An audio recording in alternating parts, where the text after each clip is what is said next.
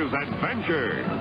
His fast gun for hire heeds the calling wind. This is High Noon and welcome! Are you prepared to draw? I hope so! And I don't mean any of that liver-lizzied, gun-slinging stuff, and I don't mean any of that arty stuff. I'm here to do that.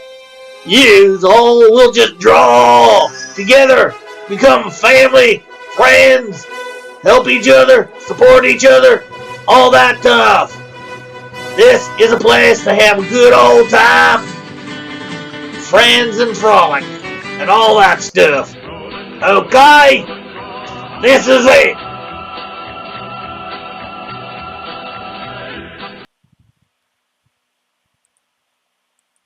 Hello, everybody. How are we today? It is Friday. Wow, already Friday already. And we are doing Canadian Shield number 3, page 2 still. Um, we are working on panel 6.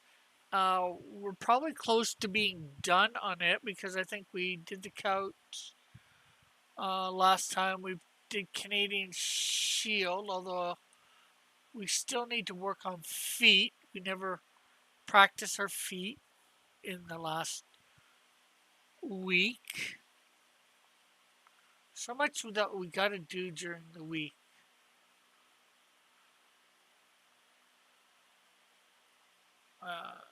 So this is okay. So now we want to just take a little bit of this off right there. And of course, we're going to have to work on a bunch of stuff here. Our hope today is, of course, to get panel 6 completely upgraded, which I think all we got to do now is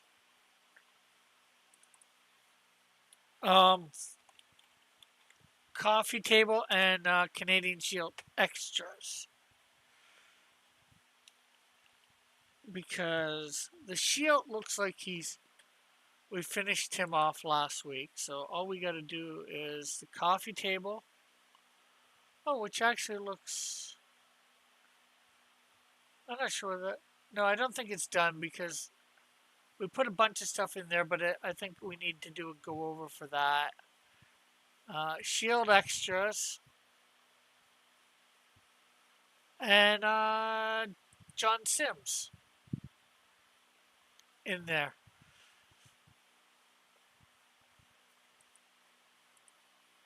Which shouldn't be too much, I don't think. And then, of course, we're back on panel 1. We've got to do something with the coffee table. It's looking all right there. Of course, we got to redo Canadian Shield. Work on him. Work on John Sims in that. I think panel 2 is all right. A lot of that will be taken up by the coloring. Then we got to go to panel 3. We hopefully will get to there because panel 1 is going to be a big one. And we got to make this guy look like John Sims because, let's face it, he is not looking like John Sims because, let me bring up John Sims if I can.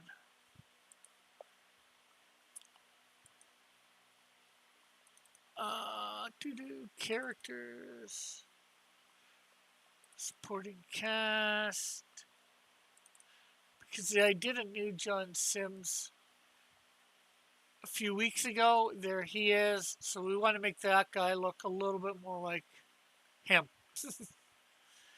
Without the gun necessarily on, you know. John's got to be ready to go to work at any time, right? So with that said,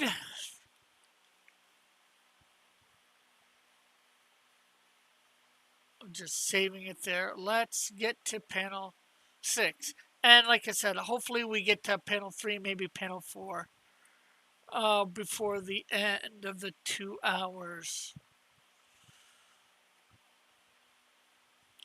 Okay, so we're gonna take some opacity off Canadian Shield there. We're gonna put in the coffee table, add a layer for the new one, and desaturate, lower the opacity on the coffee table as well. You know what? I might even take Canadian Shield out of there.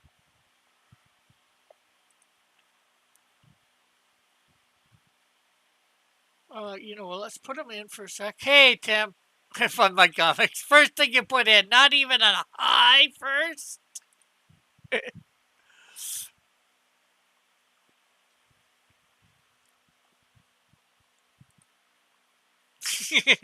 Oh no, not the coffee table.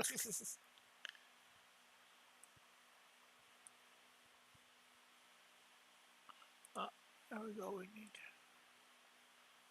there. Let's move this coffee table a little.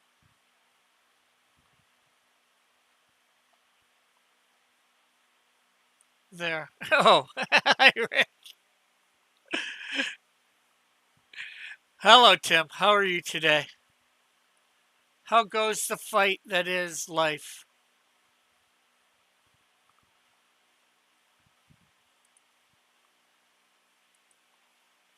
There, better? A little bit. But then you put in your campaign.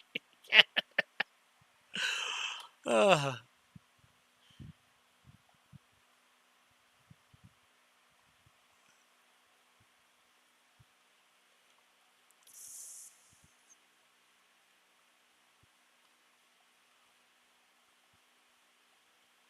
although the technical interview isn't till next Wednesday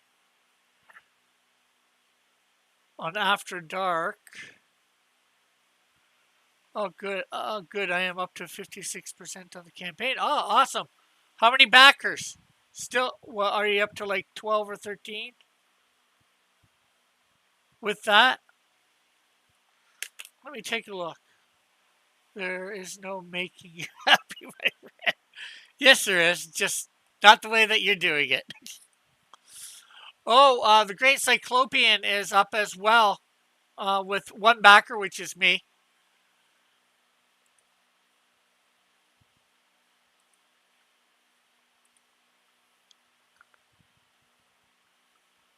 Let's see.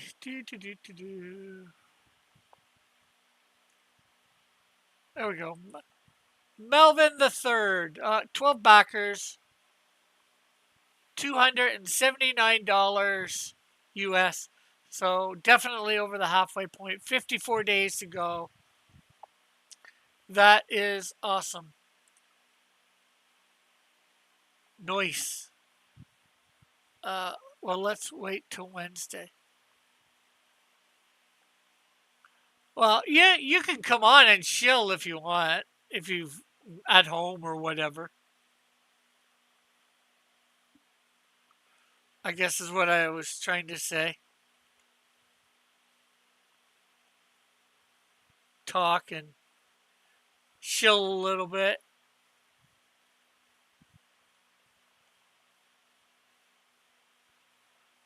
Try not to ask you any real questions. Not that there's anybody here to talk to but me or hear the information yet. Since you're the first in the chat, although there could be lurkers, I don't know how many people are watching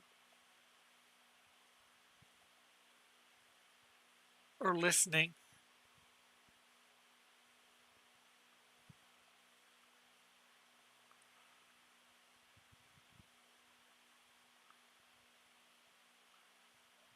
Not liking.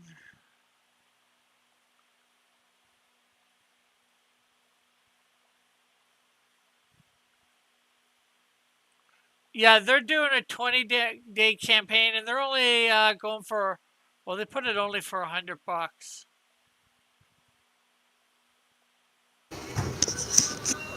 Hey Rick, how's it going, man? Good yourself, Tim? Well, good, but I'm not really a morning person, so I'm a little groggy. You know what I'm saying? Yeah. Yeah. You So what's new with you? Is this part of the Canadian Shield remastered? No, I'm done all the remastered stuff for art and coloring. I'm waiting on my sketchbook's cover, and I gotta set up the campaign on Kickstarter. No, this is Canadian Shield 3. Oh, Canadian Shield 3. I see.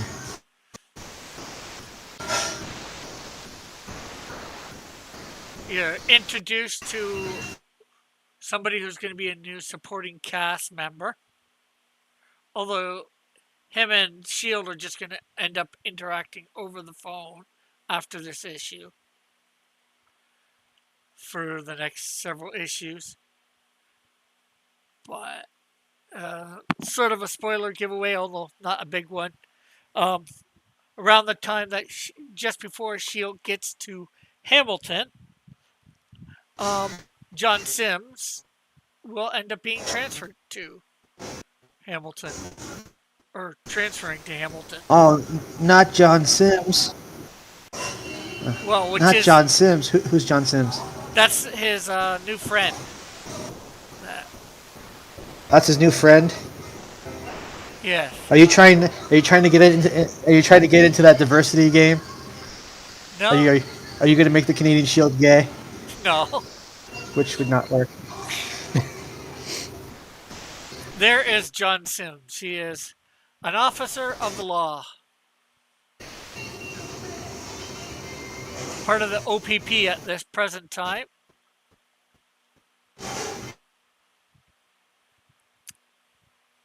He ends up, somehow after the number 2 ends, he ends up meeting up with the Canadian Shield before he leaves Geraldton and gives them a place to stay for a little bit.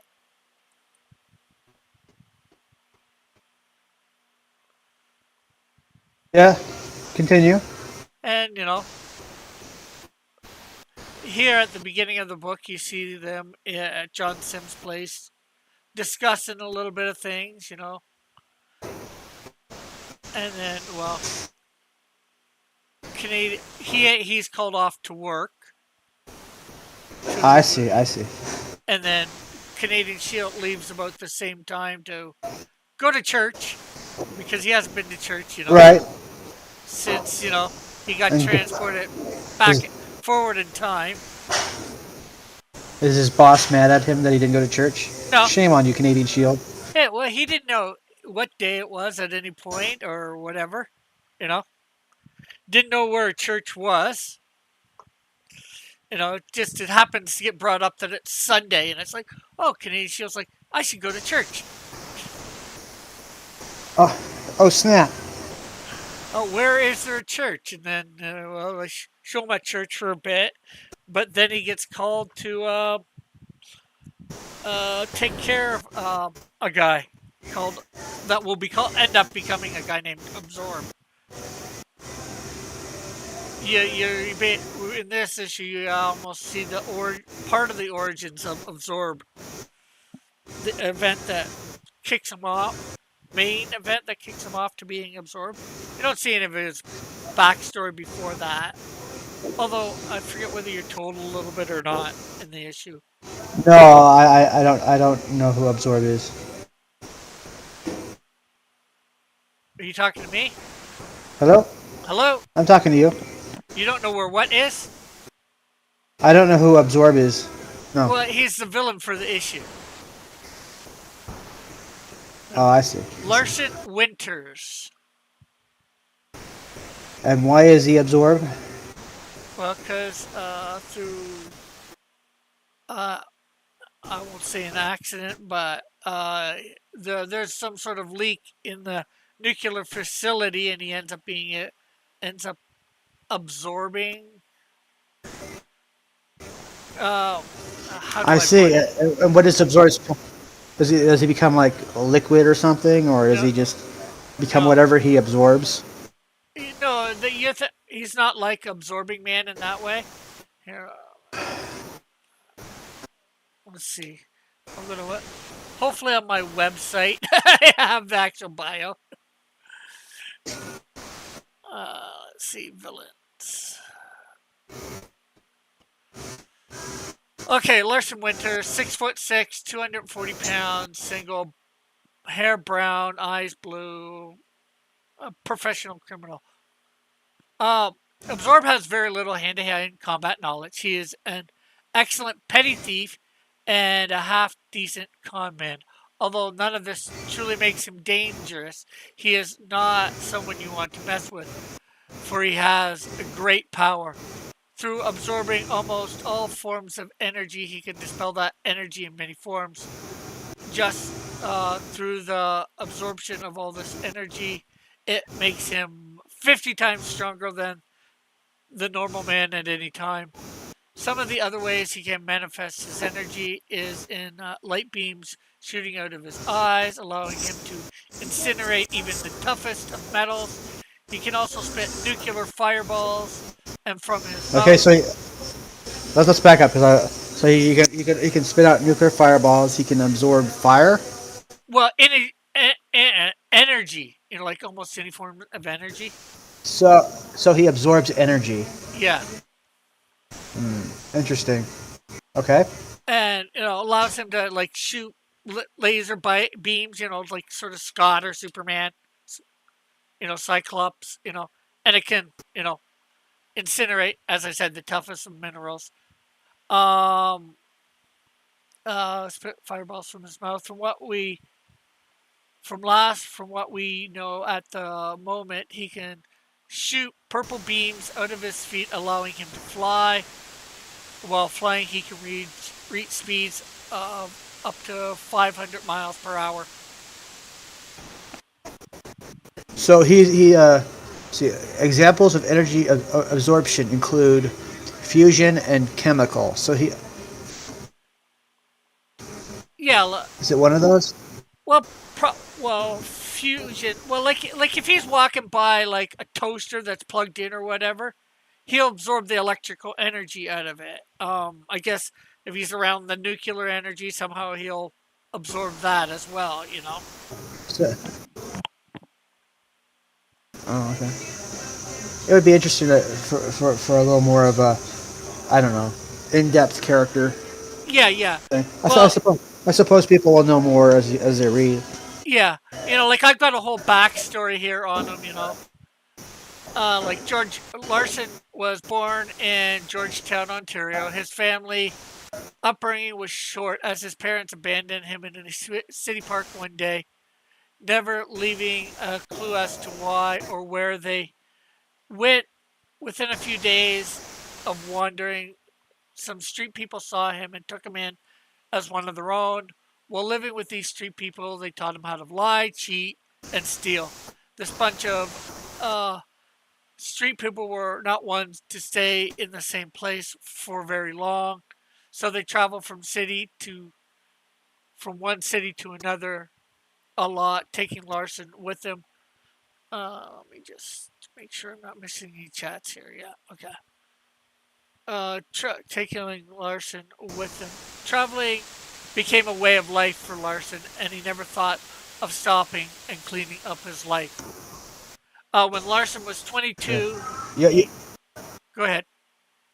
I said you gotta research energy absorption so you can explain his powers better or something. Yeah. Well, this was I guess get me started for Yeah, I get you. like again, just like with Toxico, he appears in this issue, and I don't know when I'm putting him in next. In fact, I probably would like to see him be part of A reoccurring Canadian. villain. Yeah, part of Canadian Shield's Rogue Gallery. I mean, you could probably easily explain to me Toxico more than you can absorb better at this moment. Yeah. It sounds like you're still fleshing out the character a little bit. Well, right? yeah. Well, yes and no. Like, well, maybe power-wise. Yeah, that's what I mean. But backstory, like are there going to be probably more things he can do than what I named here in the little bit of powers and skills? Yeah, because the energy absorption, and all that, and how he can Definitely. dispel it, if you will. You know, Yeah, so see, that's why I was kind of like, getting that. Yeah. yeah, like you just take Clark. Clark can absorb solar energy. This guy should be able to absorb solar energy too. You know, Well, I mean, is there a limit to what he can absorb? Is there something like because that'd be a pretty good idea to how Canadian Shield defeats him? Like, oh, he can't absorb this, so I'm going to use this to yeah, defeat him. yeah. Well, not at this time. I've gotten that. I do have the issue where basically they battled to almost a standstill. Really, absorb just like ends up taking off. I shouldn't say Oh, so you don't want the fight to actually conclude. You want it to be yeah. it starts. He's got him on the ropes, and then he decides just to cut out. Yeah. Unlike, Toxico where he actually takes him down, this villain escapes. All right, yeah. So we'll see him another day. Yeah. Yeah. Well, you can see Toxico another day because, I can see Toxico 50 feet down the road after the shield's gone and he wakes up from being, tossed out or whatever, or the shield's not around to help. I can see him blasting out of the cop car because of his being Yeah. able to blast stuff. I don't think Toxico's going to Like be a hidden incarcerated. weapon or something. Pardon?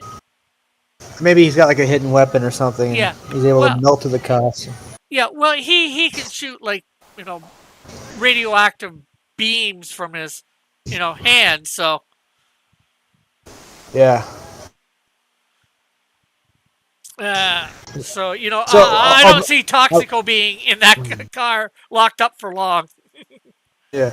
Well, I mean, I was imagining this absorb guy's fighting him, and all of a sudden, maybe there's like an explosion, and Canadian Shield's like, "Oh no, he got killed," right? No. But in reality, he actually survived it. Yeah. Well, it's not even going to be an explosion. They're battling. They end up battling in the town of Wawa. Wawa. Yeah, there is a town called Wawa in Ontario. I thought Washington had weird names for towns, but Jesus, man. Well, I think it's a native word. Yeah. Well, Tacoma, Seattle. Come on. Oh, that's not too bad, at least to me.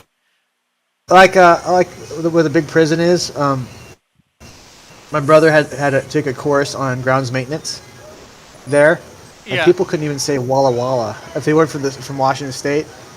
They couldn't say Walla Walla correctly. I'm like, are you kidding Walla me? Walla It's Big two Bang. words. Yeah, exactly. We got Paulsbo. Weird names for places. Yeah. Elma.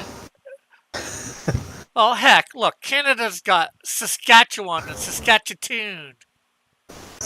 Okay, Skatachi. I can't even say that right now. Damn it!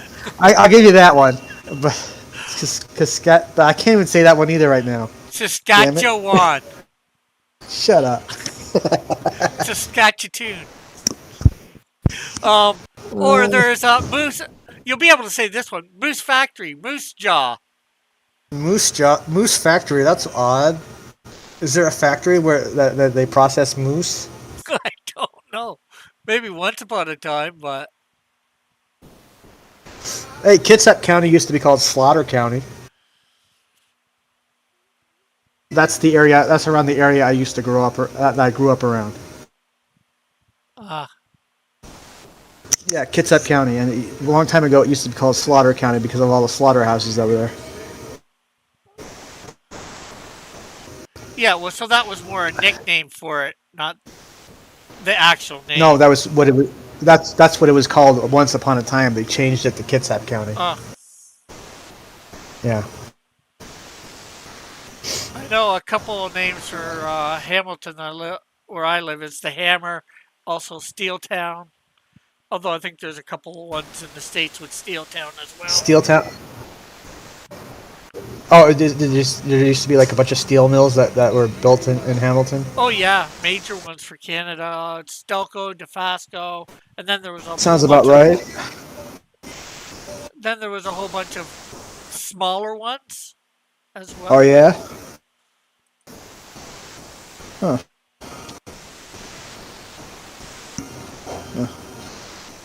So That's yeah, cool. yeah.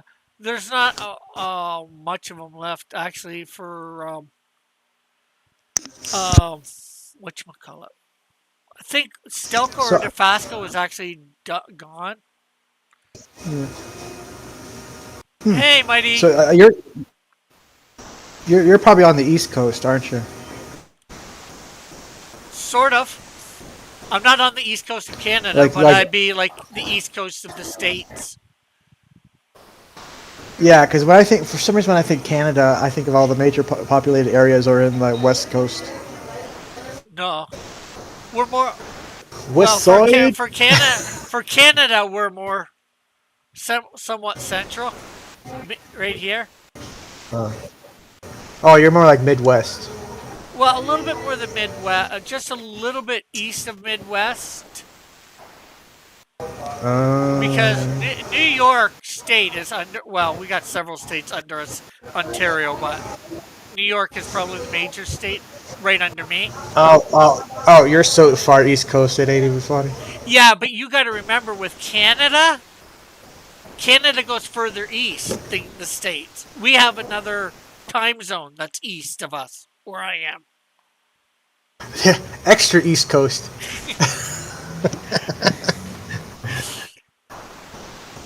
East Side Plus. Yeah.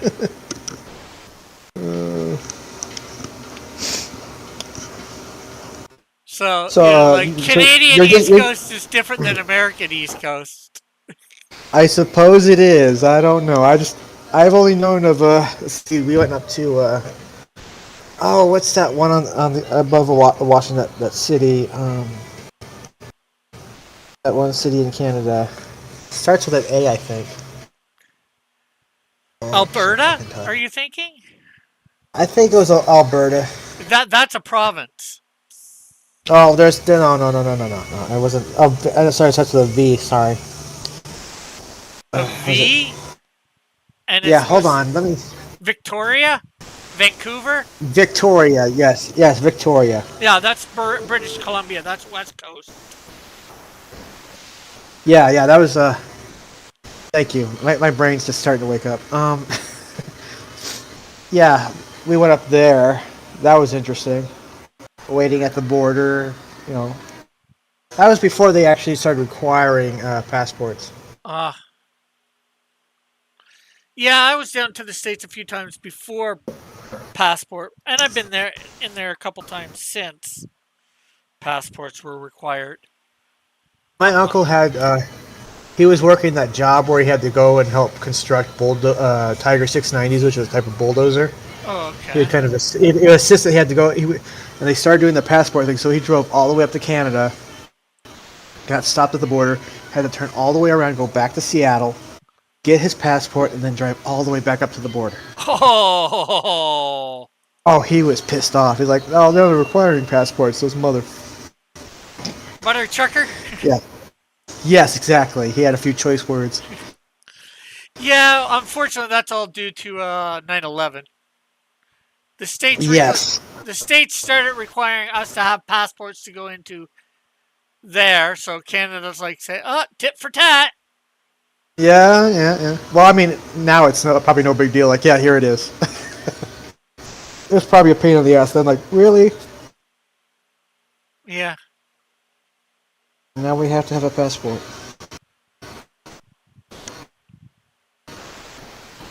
I should at least the 12 pages that are done. This guy does. There's this guy who does reviews, so I sent him like a 12 page. The 12 pages that are done in Melvin 3. So see how that goes. Yeah. Yeah, I'm going to be putting up actually a review later today on Gabe. I'm not sure how to say his last name. That did Truth, Justice, American Way. Was it Gabe Taib or something like that? Yeah, Ebebe, or I don't know how to. It's I've seen that guy's show. It's Eltaeb. So I don't Yeah. know how to pronounce I that. see, I've seen that guy's show, and I'm pretty lenient with most people, but oh my gosh, this guy is so boring listening to him talk. It's like, how does this guy take an exciting book and make it sound boring? Because he was interviewing, I guess. Actually, that's something I forgot to say in it. There is no Oh. really wow factor in the book, in my opinion. In It's what an book? alright, decent story, maybe even Oh. solid story, but there's no Yep. wow factor in it. It's a I'm giving half teasers is what I say. Like it's a team. Right. It's a team book. So he's introducing three characters.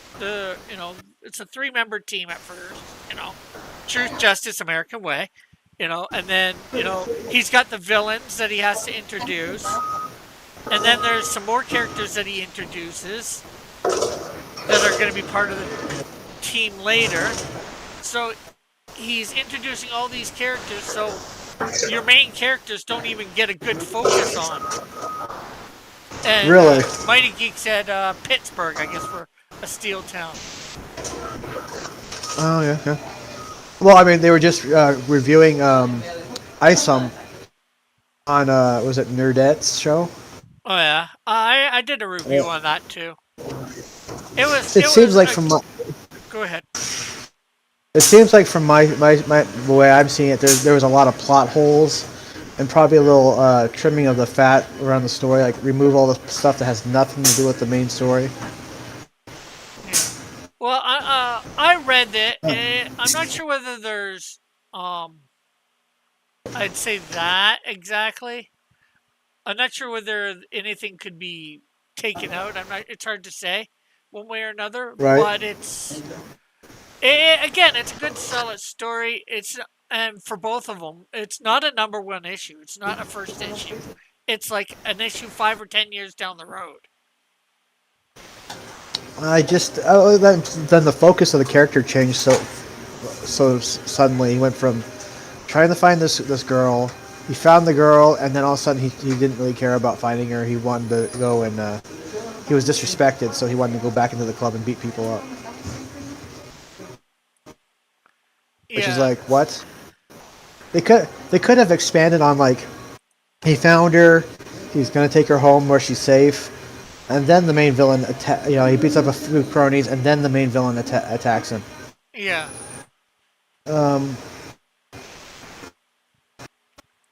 And then maybe to save face, he throws the bad guy through the club and makes a clear message. I don't know. Yeah, But it seems like there's a obviously lot you probably haven't read it yet yourself, I'm going by reviews because I don't have it. Yeah, and that's all right. Well, it's the growing consensus of what I see through every review of ISOM. Yeah. I tried to do a non-spoiler review myself, if somebody wants to read it, Yeah. What he could do to fix this is the second issue fills in those plot holes and expands on what he should have expanded on. Yeah, well, hopefully that's what he's doing because he's crowdfunding a second issue right now. Yeah, well, God willing. I mean, if that was the case with me, I'd be taking notes. I'd watch every review and write down every single. Okay, I need to do this. I need to do this, and make sure this is done. Yeah, or take into account, maybe not do it, but analyze everything that's being said. Exactly, and then kind of put that into the follow up. Yeah. Now, unfortunately, a lot of times when he gets something bad said about it, he does not have a good reaction. Unfortunately, that's kind of, I think that's kind of his downfall right there. Yeah. I mean, if he just trimmed the fat, fixed the plot holes, removed anything that had nothing to do with the story, and maybe added a few more panels to explain some things so people get what they're seeing. Yeah. It probably would have been a perfect comic book. Yeah. But like I said, I'd say the story for it is decent. It's not super engaging. Oh yeah, that was another complaint, is that they found the characters boring or they didn't. The dialogue wasn't really exciting. Yeah. Like I said, it was a decent story. What, but it wasn't a first issue. He should have done a lot. This again. Well, I've done the spoiler. It's out there.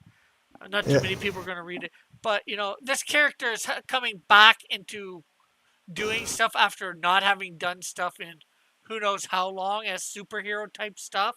So Right. so you're bringing it makes it look. I'm not sure whether that's the best thing for starting doing a new character or whatever. You know, Right. that this character's been a superhero in the past, or if you're gonna have them have been a superhero in the past, don't reveal that and hint at it until you want to do a big reveal like that. What he could have done was the reason why he stopped being a superhero in the first place. Maybe there's a story where something tragic happens at the end of the story, right? It's just a simple, superhero sees bad guy, tries to stop bad guy kind of story. Yeah, But then something tragic happens at the end that makes him quit, and then you go into the next one, which was what we're reading. Yeah, that probably would have been a good start to the story. Him quitting and then him being brought back.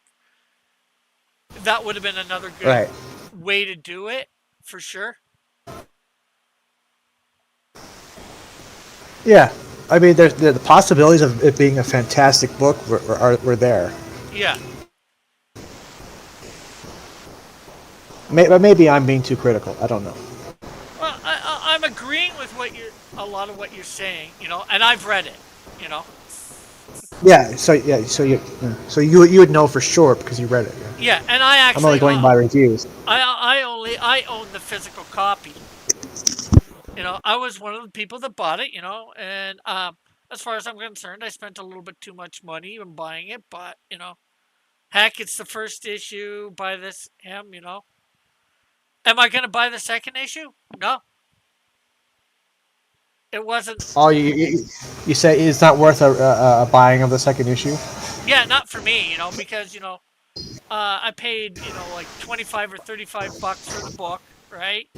Then the shipping, Yeah. whatever that was, Oh my gosh. Then the exchange rate, Oh Jesus. and yeah, I think shipping would have probably been around $20. I think at least. So you're looking $45, $55 because I looked on for issue 2. It was, I think it's $35. So I'm assuming that I probably paid $35 for it plus, shipping. Oh. Now it is like a 96-page story or a 100-page book, something like that. I forget. One of those two. Right.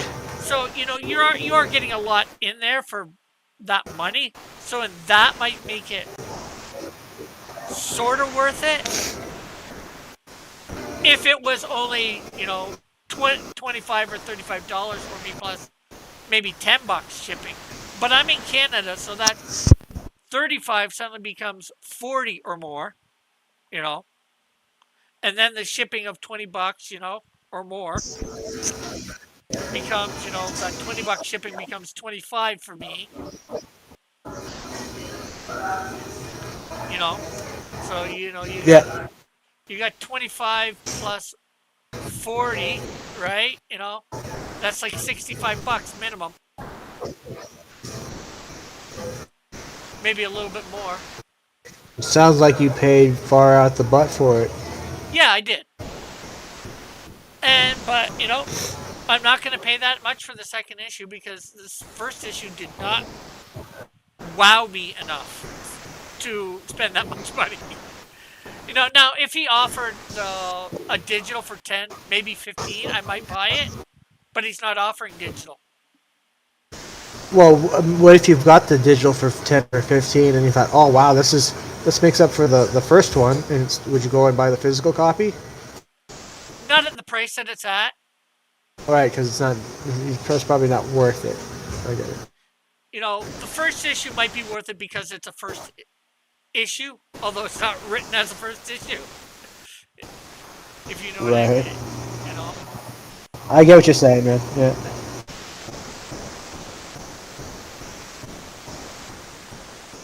Well,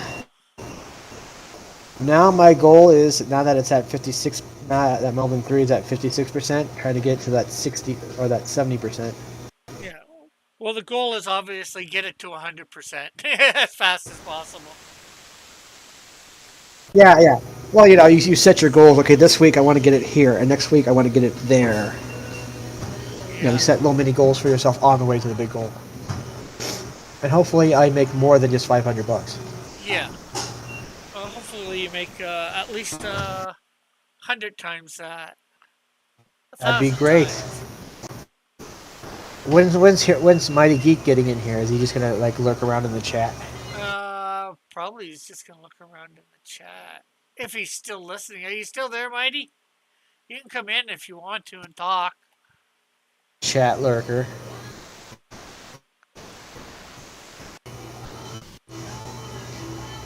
I had the best diss on somebody. I referred to them as a Bud Light drinker. Yeah, well, most people that is a real diss nowadays. Yeah. Light beer like O'Doul's just got a bump up in the pecking order. Now it's not. Now that's not such a joke beer. Bud Light is.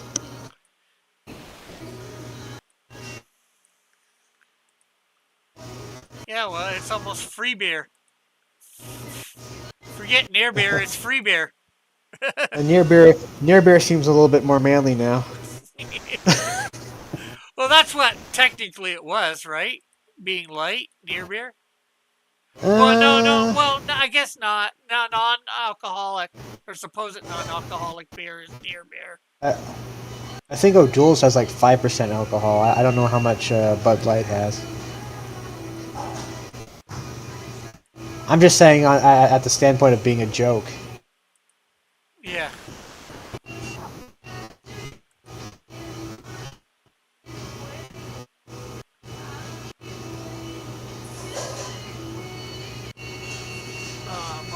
Here, let me finish a little bit of Larson's or Absorb's history. Okay, go ahead. Okay, when Larson was about 22, he saved a man's life. In return, the man offered Larson a janitorial job at the nuclear plant he managed. Without hesitation, Larson accepted the offer. All seemed good for Larson, but life seems to have it in for him. For after working there for about 6 months, a small leak occurred which no one noticed at first. All this was noticed at first. Okay. Larson was cleaning everywhere in the building, so he got bathed in the nuclear fumes.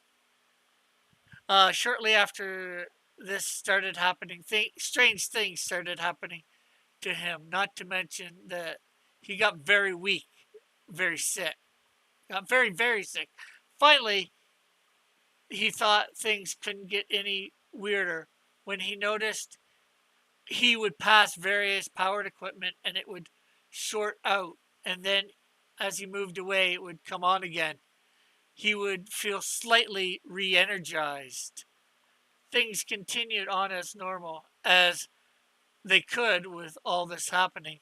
As more of these little events continued to happen, he came to the conclusion that it was he that was shorting them out. One day, when he was getting into an argument with a security guard, Larson got extremely angry and just gave him one of those looks that could kill. When suddenly light beams came out of his eyes, vaporizing the guard where he stood. Great that this power plays aren't very lucky. I just thought it'd be funny if he disintegrates him and the guy's like, man, 2 more days till retirement. Well, My wife's gonna be happy. At this, all the people started to run and scream in fear. The Canadian Shield, not being far away from the scene, heard the screams and followed them to their source. Okay, well that's going to have to change slightly. He was conversating a moose when he heard screams from the. No, no, Hello, Mr. Moose. How you he's doing, eh? he's not far away, but just outside the church that he's was attending. Messenger appears and then, you know, teleports him over. Hello, Mr. Moose. I heard you're the mayor of this town.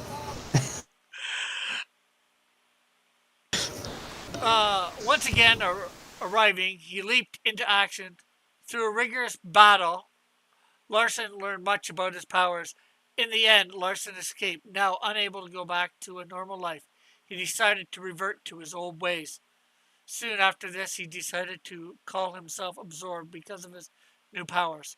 All things aside, Larson would give almost anything to have a normal life. Wayne, isn't there a cleaning product called Absorb? I don't know. I am Absorb. Oh, like the cleaning product? No, nothing like the cleaning product. I absorb things. Kind of like the cleaning product. Damn you. So, you know, yeah, he absorbs various forms of energy.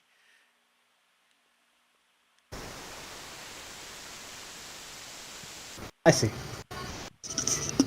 So that, you know, that helps explain it a little bit, him a little bit. Hopefully that gives you a little bit more insight into Larson. An idea. An idea. If a little one. Just a little bit. Ooh. I hate cloudy days. Doesn't seem that cloudy. Over then- here in Idaho, it does. You shut your mouth. Over there with the hoe it is?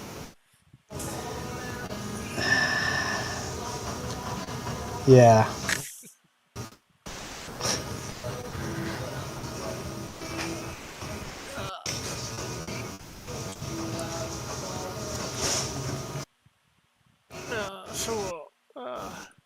So Melvin's, as we were saying, is doing pretty good there. Yeah, pretty good. Pretty good. I think people are really liking the whole Melvin issue 0. Oh, that's good. Well, hopefully it definitely gets. Last time I heard, people were going to come back later and back it just for that. Cool. Which is cool. Yes, gives a little bit of extra history on Melvin, which is always good. Oh yeah, definitely. Whole story is centered around him, how he became a merc, but it's him telling the story from like a future him telling a story about how he was a mercenary and how he got to be one. Sounds good. Kind of gives you an idea. Kind of gives you an idea of how it works in that universe, that futuristic version of our universe. Yeah. You know, minus Earth.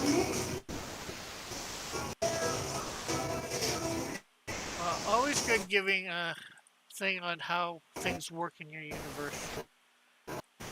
Yeah. For stuff like that. I should definitely work on it. Maybe start thinking about doing ash cans.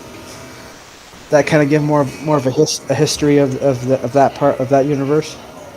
Yeah. Something like that. That's stuff that you need to figure out too, right? The whole history. Yeah. Yeah, well, I'm doing it piece by piece. The thing that you thing that you might even want to consider is sort of what happened to Earth and the timeline from Earth to Melvin. I have an idea. Yeah. I have an idea. It has something to do with my interpretation of what the idea of a new heaven and a new earth means. I mean, and the idea that the end of the world. I mean, from a biblical standpoint, basically just means the end of time, right? But to me, it'd be like, well, it means. It depends on, I guess, how you define time. Well, no one ages, right? You have a perfect body, right? Yeah. Well, that's part of There's it. no Yeah. disease, therefore, yeah, nothing decays. Therefore, there is no time, Well, there still is right? time. There's still time because time technically is how you measure motion. Like Right. like But if you don't get older, therefore there is no time. You are not getting older. The months. yeah, but still time There, goes by. You get older, but get you don't feel the effects of time. I guess you might say that. then if you don't feel the effects of time, then there is no time. Well, if it still takes you, 5 minutes That's to run across the field, it's still taking you 5 minutes. There's time.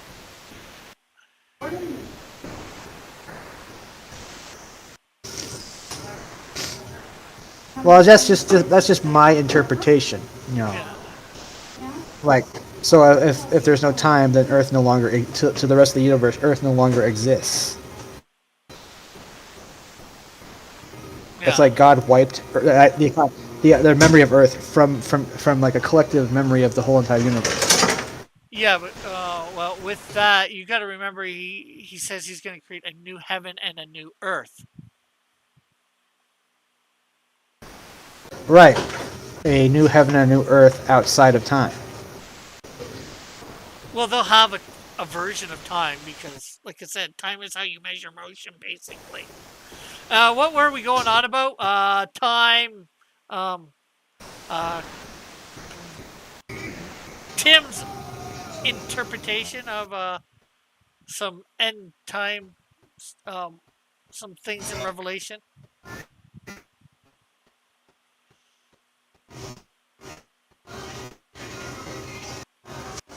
Yes, gibberish. What's gibberish? What we're talking about?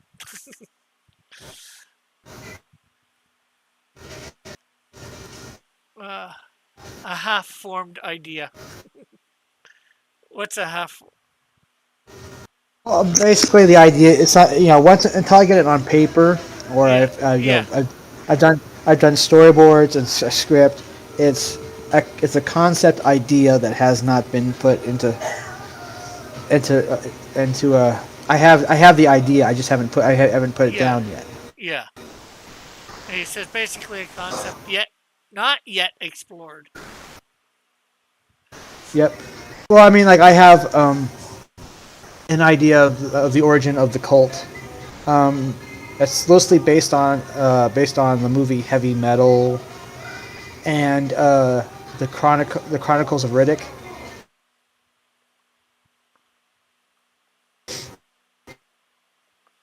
Get it? Yeah, So basically, the idea is Azarka is this being this galactic that absorbs knowledge, and he ends up absorbing all the nonsense. Somehow, he ends up on Earth and absorbs all the nonsense off the internet, right? yeah, And he thinks this is pretty much gospel. So he puts it down on this book and sends it out to the universe to go from planet to planet and find create followers, right? yeah, And so it infects one planet, and then those people make ships and go from planet to planet to planet, infecting like with all this nonsense. yeah. And basically, destroy every single civilization they come in contact with. Uh, That's uh, that's the idea in a nutshell. oh, that was it, you saying yes. I thought that was sketchbook for some reason saying the yes gibberish half-formed idea, basically concept not yet explored. Duh, on my behalf. Sketchbook, how goes the cover? Is he on here? Well, Sketchbook, he's not. I don't think he's on the panel, but was in the chat, or is still in the chat. Oh, Because he I don't know. I up, don't see him. he did put in the live chat. He put, "What are they going on about?" Yeah, that's about it. Well, anyway, it's not a formed idea yet since I Yeah, haven't yeah, written into a script yet. yeah. I get that. But I have ideas. Yeah. It's just like my universe. Not everything is super fleshed out. You get like for Absorb for this issue, I got where I needed to where I figured I could write the character in the comic. You know, and that's what I Yeah. needed for now. You know, more can be explored about the character later.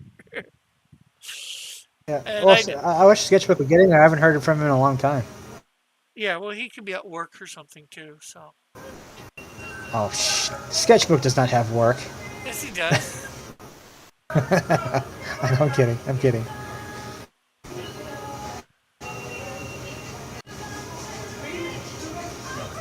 Uh, I gotta work on doing this hand.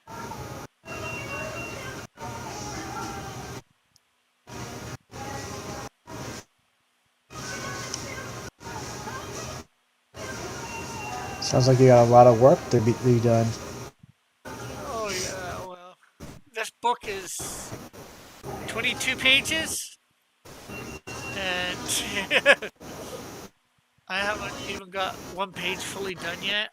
Right now, I've been working on 3 pages. This one on air.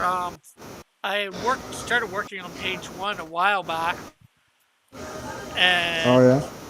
just because I was somehow feeling intimidated by doing my own page, working on it, page 1, I decided to skip over to page 3 and start working on it.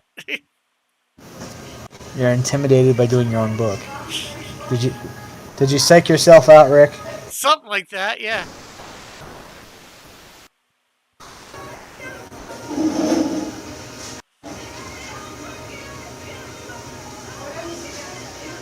I mean, it took me at least a long time to kind of fully come up with the idea of how to explain how Melvin became a mercenary, Yeah. and all of a sudden I just came up with it. It's like, oh, I got this.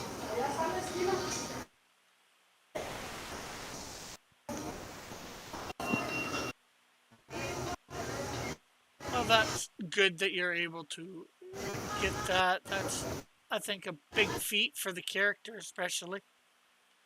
Yeah, I mean, you want to do it right. You can't just do it willy nilly. Yeah. You certainly don't want to do it left. What does that mean? You said you wanted to do it right, not left. So I said you certainly didn't want to Oh, do it left. boo on you, sir. Boo on you. Instead of saying you're wrong, I figured I'd throw you for a loop by saying left. Boo on you, sir. And apparently I really did throw you for a loop because you didn't even know what I meant. So my plan worked! You evil fiend, you. Yeah, this is the, these are all the pages so far. I don't know, even know if you're sharing screen. Not yours. I can, but Oh, you suck. give me a sec. I will. Let's see. Do we have window capture?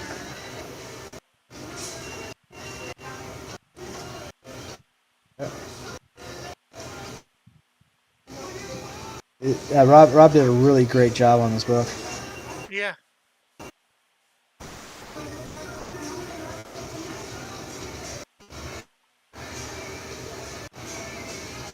Let me see if I can get to the recent pages.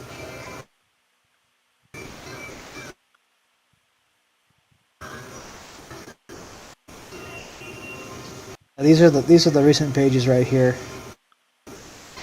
The last 2 pages. He just calmly puts together a gun because he's like, huh? Wait, what? Oh yeah, I gotta kill this guy. So he just calmly puts together this gun out of his briefcase. Turns around and shoots the guy. and then walks out like it's not a big deal. Cool, cool, cool. Yeah.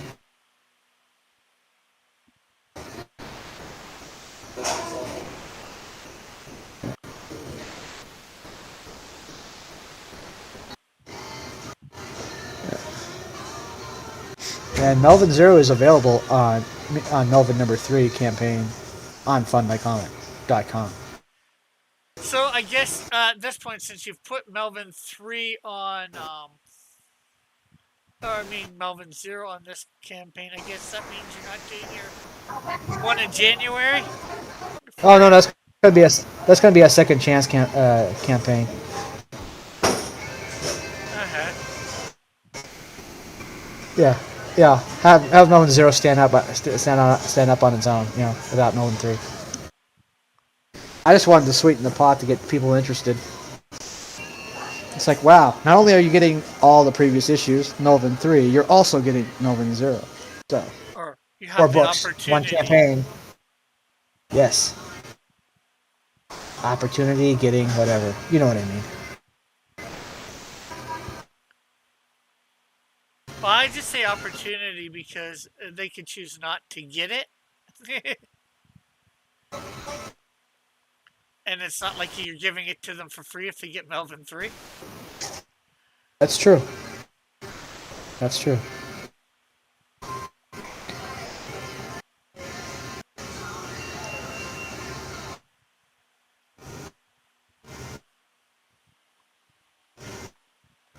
So what other books you got coming out? Wasn't The Flame one of them? Yeah, The Flame, issue 1, Snowdrift 2. Did you see the latest page 6 that Dillard did? It hasn't been. Oh, Dillard's working on it. Yeah. I think I remember saying that it might possibly be better than Snowdrift 1. Oh yeah, it's gonna be better than Snowdrift 1 just because of one reason and one reason alone. What's that? It's got a villain in it. We're past the origin issue, so. Oh yeah. Take notes, Eric July. Here is that page.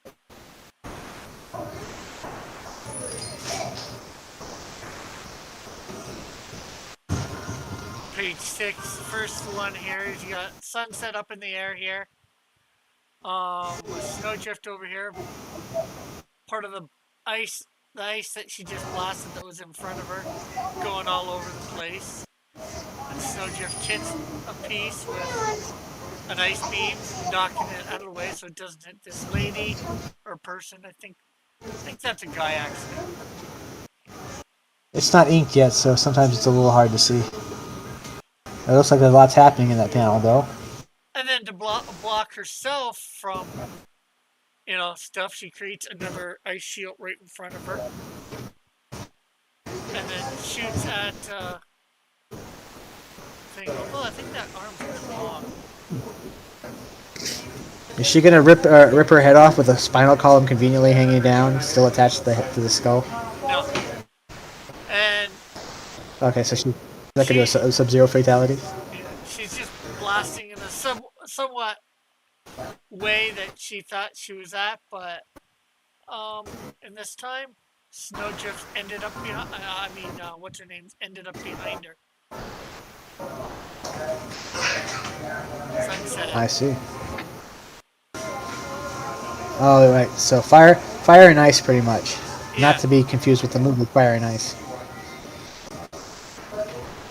Oh dang! 3 different Friday streams today. Says Sketchbook. What? Other people are doing streams right now? Sketch.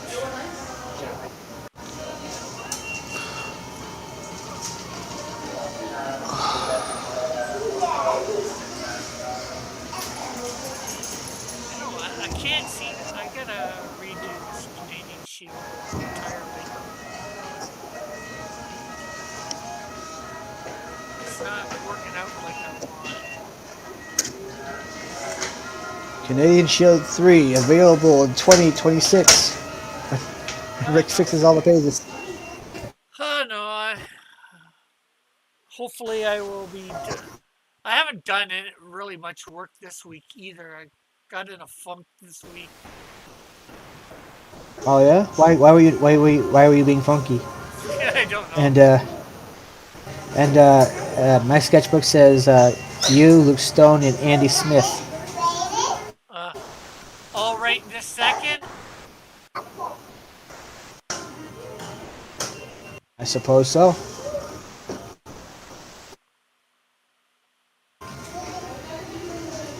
Hey, Sketch, have you seen my campaign so far and how dope it is?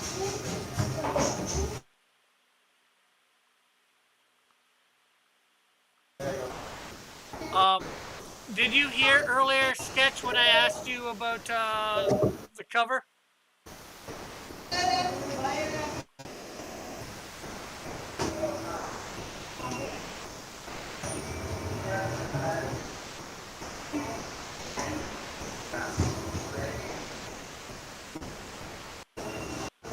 And we will wait for his answer. And knowing my luck, I won't get one because he's listening on another stream, other two streams. Oh. Oh, it's all good. It's all good.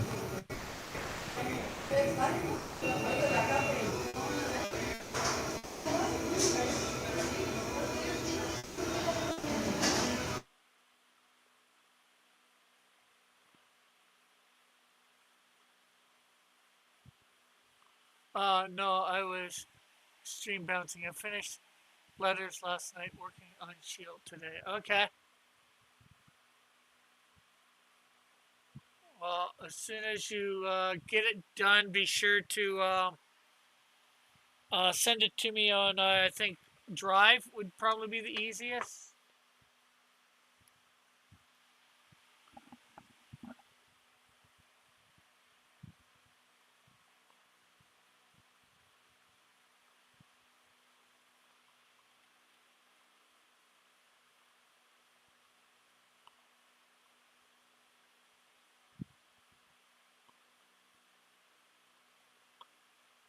Because I think I'm gonna try today and get the Kickstarter campaign set up. And it's gonna be the last thing I need. Actually, I got a message.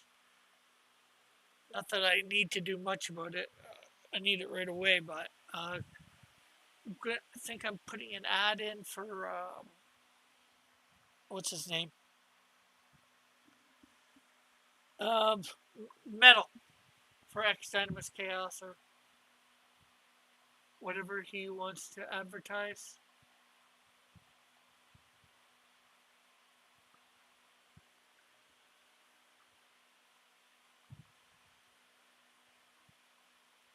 We got the head here.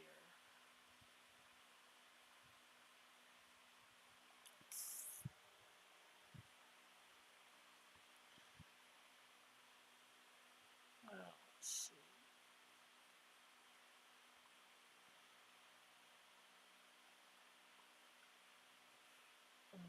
You still here, Tim? Oh, yeah. Yes, I'm still here. Okay, yeah. Just because I'm not usually on whatchamacallit screen and all your background noise suddenly went to a halt. Although you Oh, I took a lunch at a Jack in the Box, so yeah. well, you had muted yourself too, so Yeah. Okay, awesome. Yeah, that guy should be able to do a review of Melvin 3, at least the first 12 pages. Excellent. well, that's good. Let's see. I woke up late and missed Meryl's game stream. Who's Meryl? Sketch? Or did you put that in the wrong thing? He got a letter from the government the other day. He opened it and said they were suckers. That's a song lyric. Ah.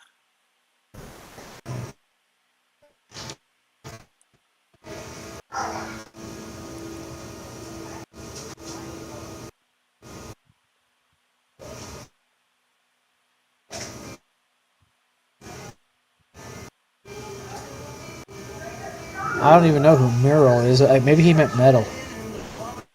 Oh, maybe, yeah. The R is right next to the T, so. Yeah, I caught a little bit of it. I opened it up, left it on, and watched the Dead Zone. Oh yeah, I remember that show just a little bit. I guess I got lost interest in it very quickly. Yeah, well, it's on Tubi, so I'm watching the whole thing free. You know what I've been meaning to watch on YouTube is Kung Pao Enter the Fist. Huh. You ever seen that? It's so hilarious. I don't think so. Oh, you need to watch that.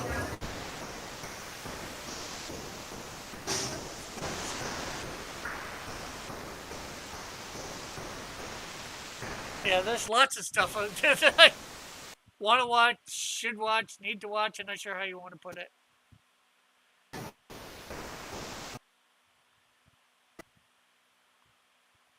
Okay, and that's the coach there. Oh well, maybe Sketchbook will check out my campaign later. I don't know. Yeah. Yeah. It's the Well, it's the fish that got away. Oh well. Oh, he might have got an email from me. I made sure I didn't send you because it didn't need. I think I told you the other day. I messaged all my backers. Oh, right. That's all good. That's all good. My bad. Yeah, just telling them about your book and all that. You know that I was the inker on it, so you know maybe that they would go check it out and maybe buy.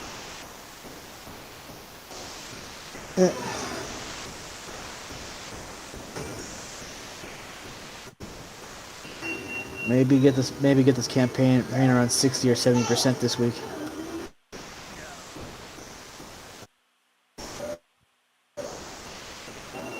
You got any shows that you're going on, or? Let's see, there's one set tomorrow night. What was the guy's name?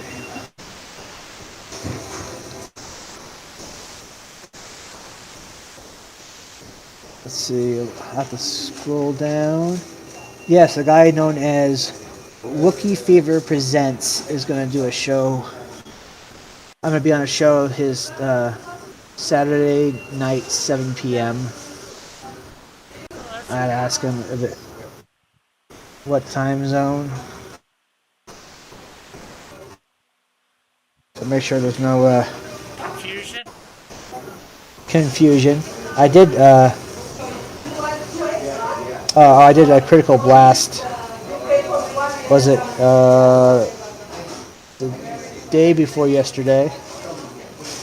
And then I got your show the night. About that. I didn't get to watch it.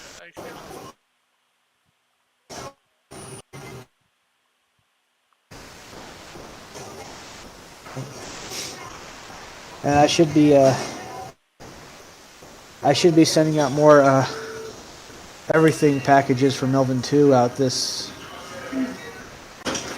soon. Actually, I got one going out Monday, and then I reordered more Melvin number 1. And it's going to come in. I believe it said the 16th. Of yeah, August. August 6th. Yeah, August 16th. Yeah. Let's see. Sorry, I was trying to look at Timothy's campaign, but my dogs are all attacking me because I just woke up. I knew it. Dogs are against me. You think they're your best friend, but they're plotting against you. Next thing you know, you're waking up and they're trying to eat your face. It all makes sense now.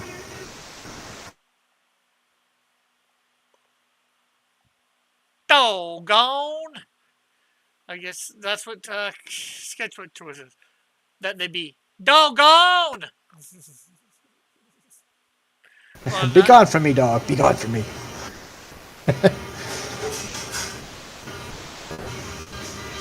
Oh, quick, get him some coffee stat. He just woke up.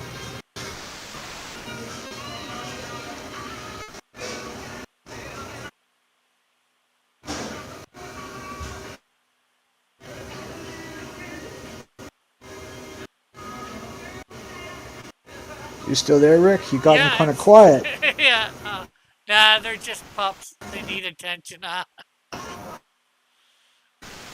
Says sketchbook. Canadian Shield Oh, no, they're looks probably a weird. hand. Canadian Shield looks weird from this angle. Maybe it'll look better once So, some colors are on here. well, I mean, right now it's just a rough.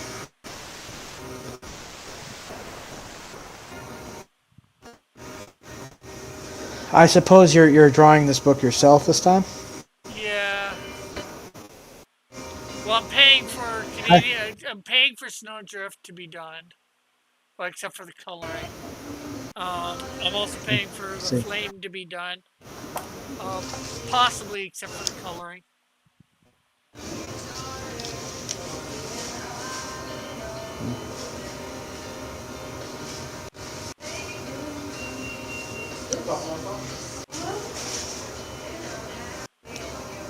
So.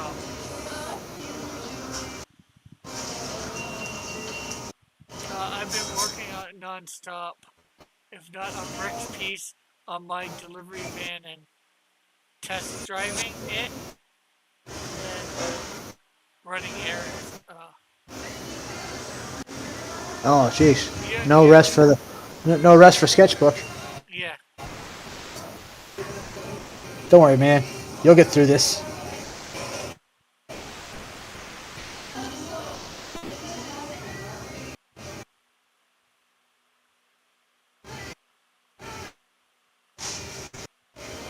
And we've hit a patent dead zone that's shown on Rick's show. You mean patent dead air?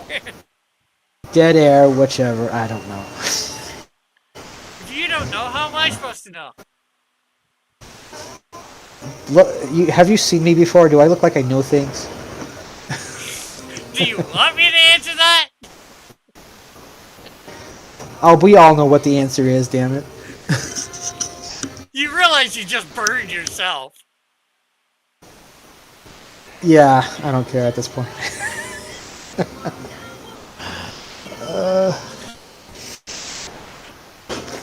I'm not sure if it's good if you're burning yourself. Oh. Probably.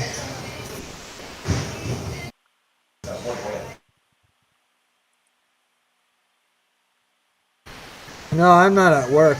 I got today off. I'm in town. I'm in Caldwell right now, but no, I ain't at work. I work tomorrow though,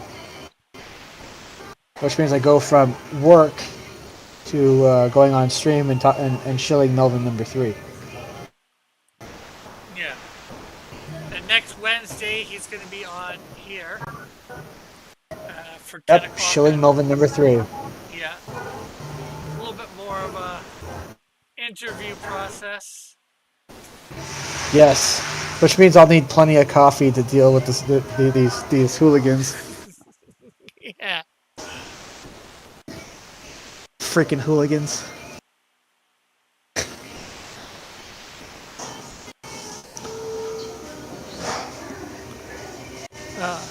Oh, because I hear a lot of noise in the background. Yeah, he said he's at Jack in the Box. You went there for... Yeah, I'm at Jack. Yeah, lunch, and now an early lunch, and now I'm kind of chilling here for a bit.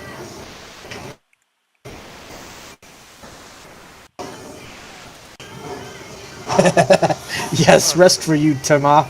Shill. Wait, it says something. It says shill. I think he meant I don't know. shill again because the I is next to the O and fat fingers. Oh, just like what? Are you saying he has obese fingers there, Rick? Yep. Tisk. Fat shaming. What are Hey, you, I Lizzo? believe he said it himself several times, so... Momently quoting himself about himself. I'm going to hell for that one.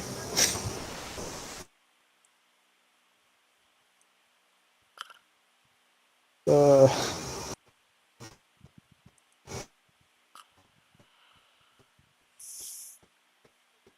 oh no, no! Oh yes, no rest for you, Tama. No, I probably have it coming though. Yak and the boss. How the Southern California say.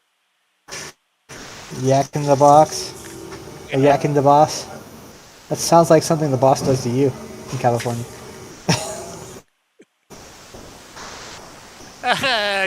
He also says, no, it's true. I have uh, something type Kabasa fingers, I think. He's got Kabasa finger.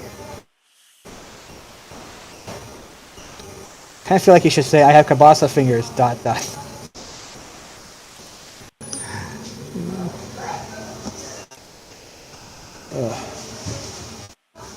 I usually say when I keep making typos, I have a case of retarded fingers. I mean, mentally handicapped fingers for the politically correct.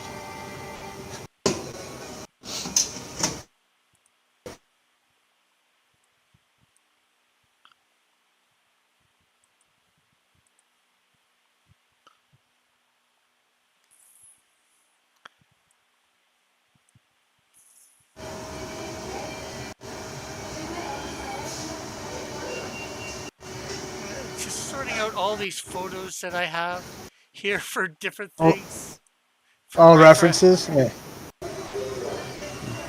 Let's see a complete page. Let's take a look at a complete page and kind of get an idea of what it looks like when the pages are complete. Well, I haven't completed any one page yet for Canadian Shield 3. Well, give me something like 80% complete. Well, if you look at this, I won't say it's 80%, but this is basically what this one's going to look like. Oh, you get the idea of what it's going to look like, but that looks more like a rough.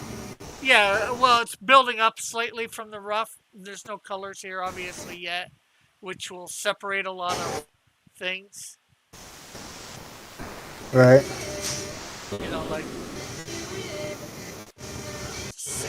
if you look at this panel here, right, you see its legs and all that under stuff. When I'm done, you know, you're not going to be able to see the legs, you know, that's behind the coffee table here.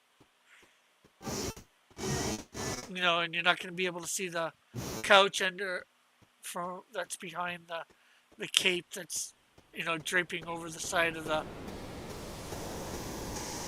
couch and onto the coffee table. Not going to see what's the picture, that part of the picture that's behind them. What I mean, my sketchbook, is I have a word that I'm trying to type, and the communication from my brain to my fingers is not happening. Well, you know, no, I don't need to do that to bring up 3.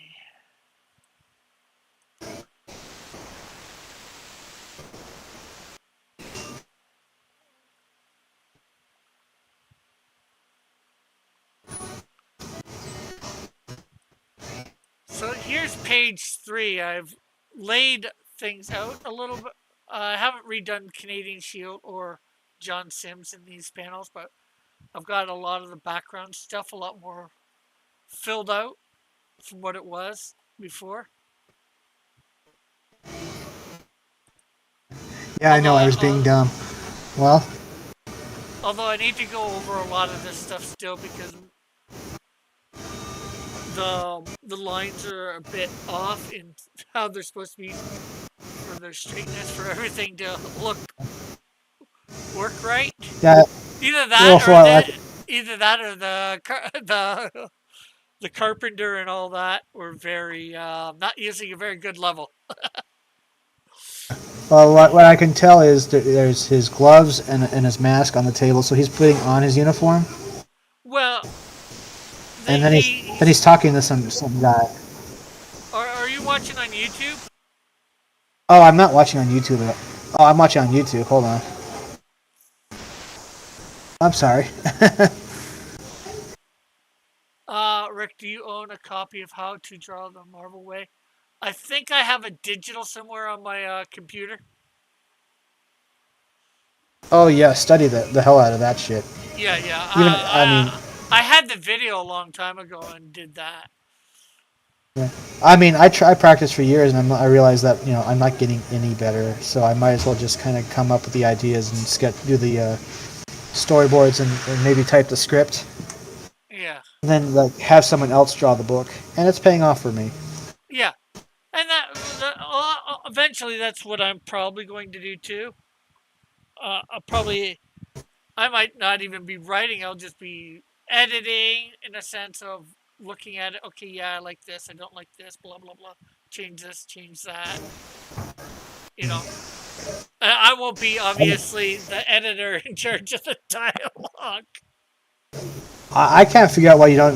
You have a Facebook page. I don't know why you don't reach out to Sid and see if you can get Sid to draw. Yeah.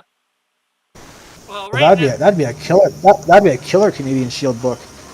yeah. Well, right now, like I said, I've got Dillard. Dillard is expensive. Right. I've got Flyfox Pro. He's not too expensive. Um, Well, Dillard's going to be making a lot of bank on that yellow flash book. yeah, yeah. He's gonna get No joke. a bigger name. So hopefully by the time I get Canadian Shield 3 or Snowdrift 2 done and the campaign for that, I'm probably gonna be launching that in December. Who is Sid? Sid is the guy that did the pencils for Melvin 2. I mean Melvin 3. Well, he finished Melvin 2, and then he drew the entirety of Melvin 3. Yeah. Well, at least the main story, right? Because didn't you have somebody else do the Sid and Odysseus? Oh, the backup story. Yeah. Zed and Odysseus was drawn by Rob Ewing, who drew Melvin 0. Again, another dope artist.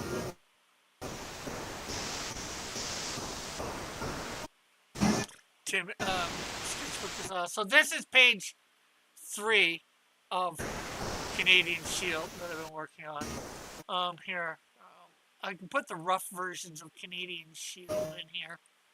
And You do pretty good with layouts, I think, of where everything should go, what it should look like. Like this goes here, that goes there. This is how this is the angles I'm working with.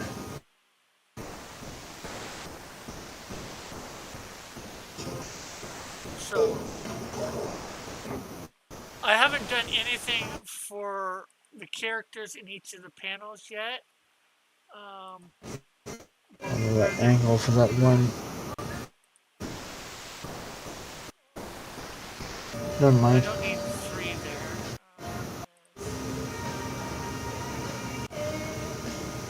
You don't need 3. Well, no, like Canadian Shield's already in 3. You see him there, panel 3. Right. I see that. So I'm just meaning I don't need to show him because it's already being shown. Right. So it's like different. Yeah, I get it.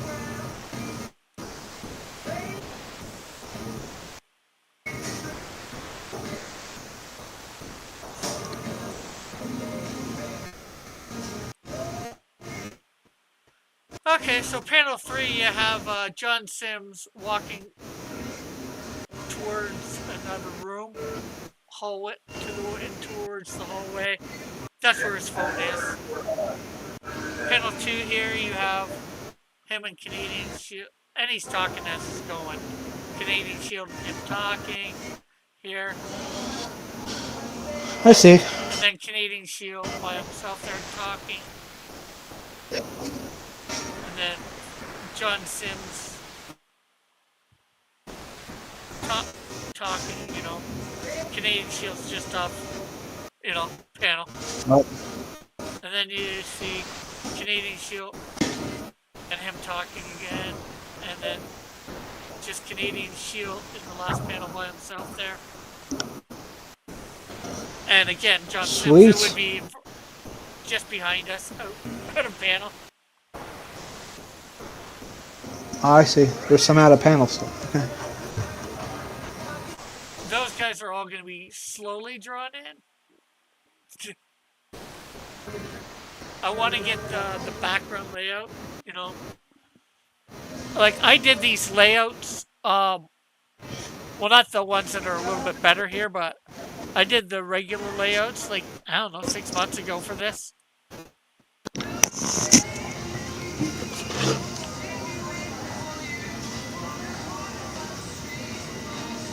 Which, you know, pretty good.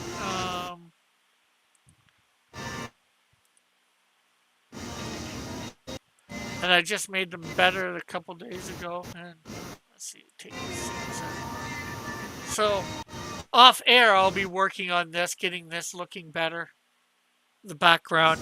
And then after I get the background into what I want, then I'll start putting the characters in.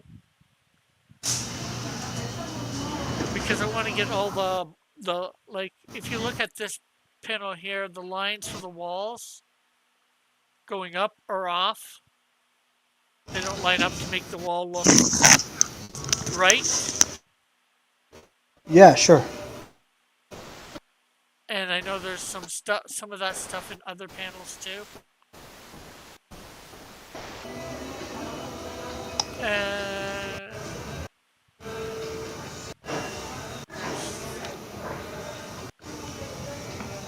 And there's one, Canadian Shield, page 1.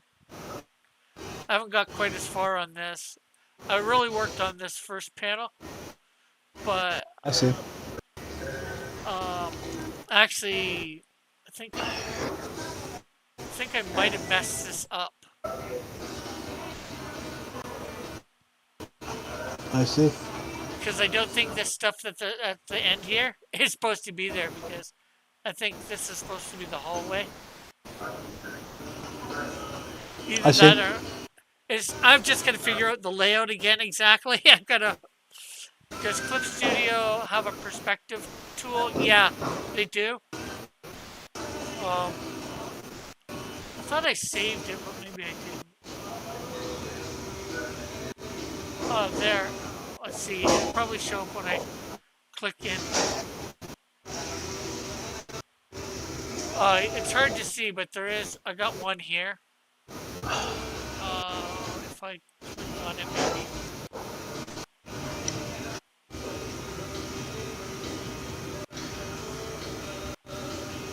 I wonder what it'd be like if you took one of your pages and ran it through an AI generator.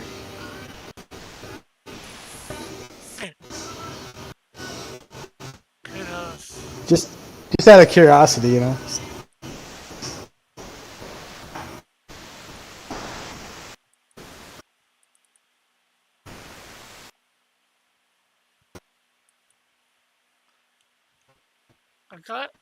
I've got it here, but for some reason I can't get it to work properly. Try using that for your wall and buildings, or it'll keep your lines from doing that. Yeah, that's what I was planning on doing. You know, I got them in here slightly better, and then I thought, you know, let's try and use this, line it up properly, all that sort of stuff.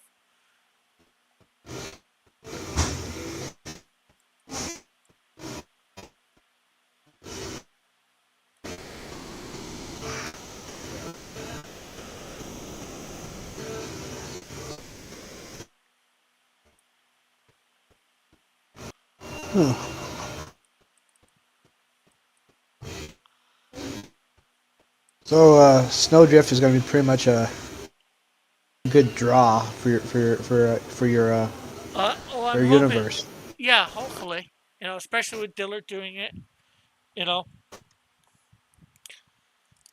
he's not doing the inks; he's just doing the pencils on it. You know. Yeah, I figure. I couldn't afford. I was going to be doing the inks on it at first, but then Flyfox sort of offered. Flyfox Pro. Oh, oh, cool. That's awfully nice of him. And he's doing that for a really good price. So I'm like, okay, it takes some work off me. It's worth it for the price. And Right. and I think you guys have seen those pages. I think John was showing them on one of his streams one time. Yeah.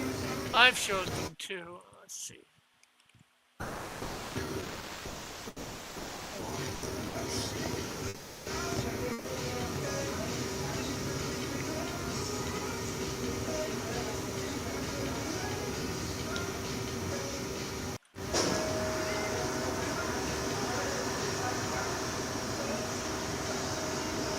So here's page 1.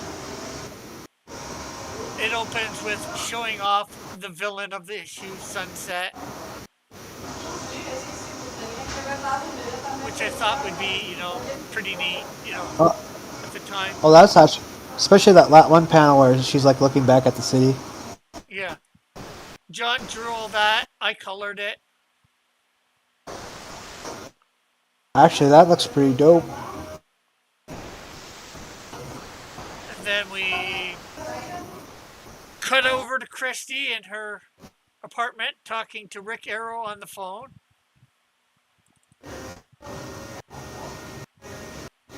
And we hear her conversation there. Then we see her go to the TV, check out what's on TV. And she ends up finding out about Sunset downtown causing some things. So she's like, time to get busy! Time to go to work. So she pulls out her credit card and goes shopping. The end. Kidding. So then we come back to Sunset at downtown, starting to blast away in the city. You don't know why yet necessarily, who she's blasting at, or just blasting indiscriminately. And of course you see... Am I the only one that sees this almost taking place in the 80s? Probably. Well, maybe not, because I sort of wrote this in the early 90s, or mid-90s. This was probably written. Rick, are you using the airbrush tool? Yes, I am. And although a few weeks ago on my air, I got to find the one that I did it. I was probably back when I was just doing the chill stream. Metal suggested something, and I tried it out, and I liked it. I just got to figure out what it was. I tried to ask him again, but he can figure it out. But anyways, then you have Snowdrift putting up an ice wall between her and, between her blast and that. I guess her blast should have done something to the ice wall because it stopped mid in the middle. So what is Sunset's motivation for attacking the city? This city here. Well, I guess the question is why. Well, she's not so much attacking the city. You don't see it there, but she's probably attacking some drug lord or drug dealer, I should say. Oh, she's not necessarily a bad person. She's just she's got a hard going after on. a drug hard on. Real hard on for drug dealers. Cost her father. Somebody clip that. Oh, sorry. I'm sorry, Rick. But she really wants to go. She goes, I guess in some ways you could almost consider her an anti-hero by some standards, because she just basically... So she's going after. She's got a vendetta against a drug dealer, and she's going at this drug dealer even though there's innocent bystanders in the way. Yeah, she doesn't care. She doesn't care about the collateral damage. Okay. She ends up later on in the issue, she'll setting a theater on fire. She goes into the middle of a mall to go after this drug dealer. And See, it's no, not that's just interesting. No, it's no. not just one drug dealer. It's any drug dealer or anybody So, connected really with a drug. are we gonna find out why she has an issue with drug dealers in general? Did something? Did they do something to her, or maybe a family member? Or... Yeah, well, when she was, I think 10, because her dad owed some drug people money. They killed him right in front of her and her sister, or just her, maybe. Okay, okay, yeah, I can see that. Okay, so it's a personal vendetta because they killed her daddy. Yeah. No hairbrush, no airbrush tool. Well, not for. Well, this issue will probably be still airbrush sketch. I want to keep it consistent. Oh, so he doesn't like the use of the airbrush. Yeah.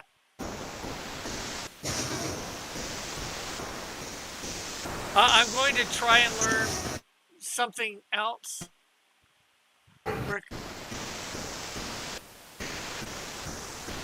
So yeah, Snowdrift puts in the ice between, and then Snowdrift Sunset just does a mega blast, if you will.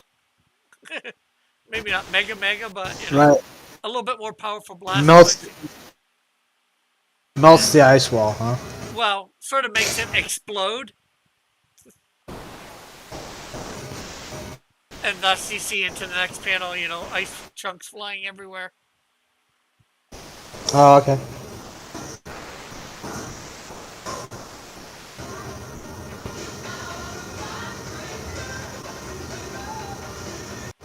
Huh. So this would probably be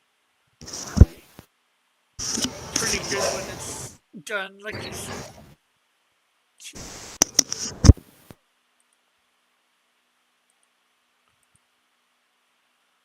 Okay, so let's see.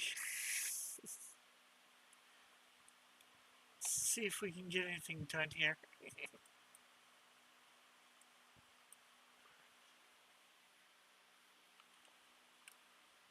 Obviously, didn't get as far as I wanted to today, but that's.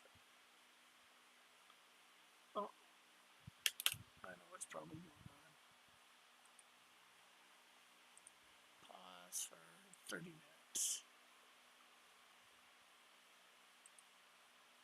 And Tim probably just muted himself. Oh no.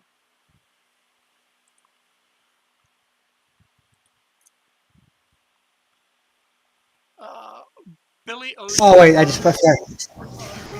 Billy Ocean playing at Jack in the Box.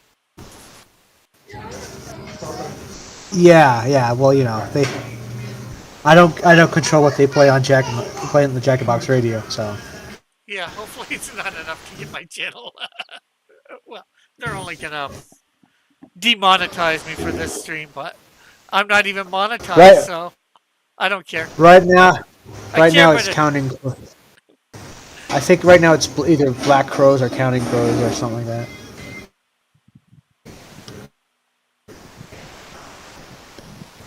And he says, before that he says, I do when you use it sparingly, mostly for neon lighting and stuff like that.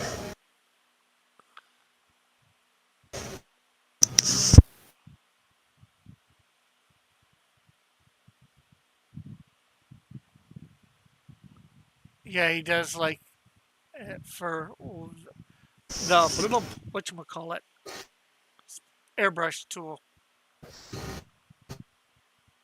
Well, Rick, your show's almost done, and I gotta go take care of some stuff. So I'm gonna say see ya. Okay, well, you want to do one last shill for Melvin before you leave?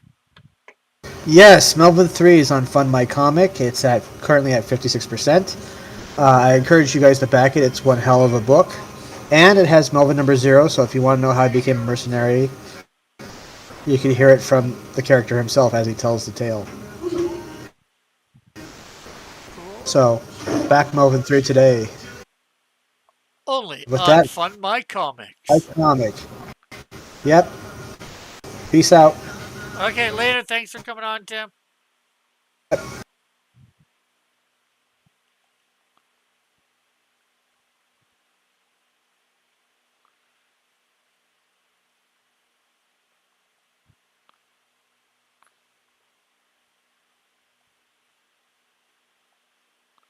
So you at work, sketchbook?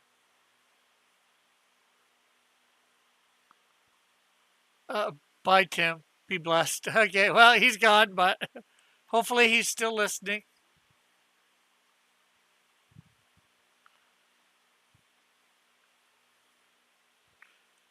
Or what? Listening, watching, reading the chat. You stopping? Well, I'm stopping at 2. So about another 15 minutes.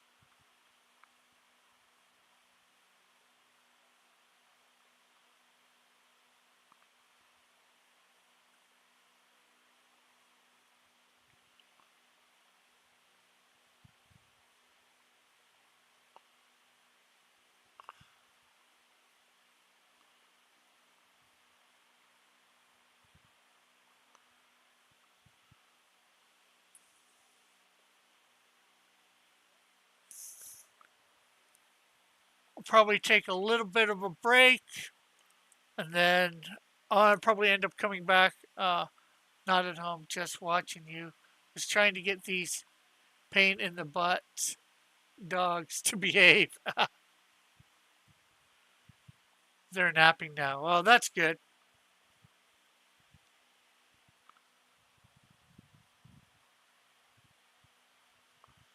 Okay, let's see. Coffee table. I'm gonna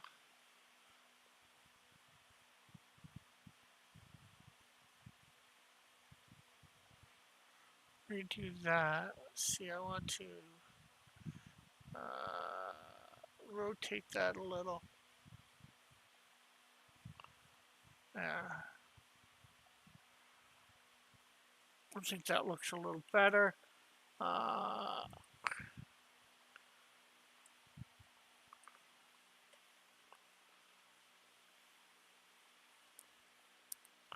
I gotta do something about that hand, Canadian Shield's hand.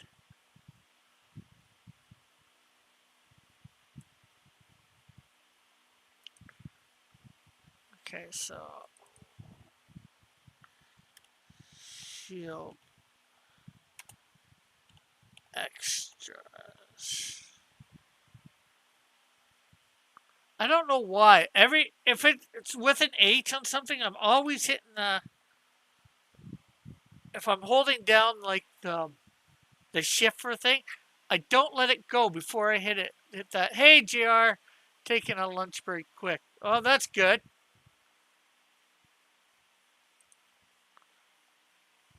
Although it isn't just a little bit before lunch.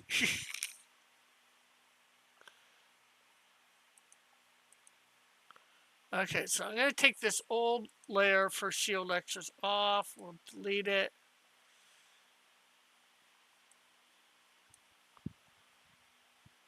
Let's bring the couch up for now. Do you know the box of fries trick? The Do you know the box of fries trick for the hands? Rick? No, I do not. Although somehow I think I could probably guess it.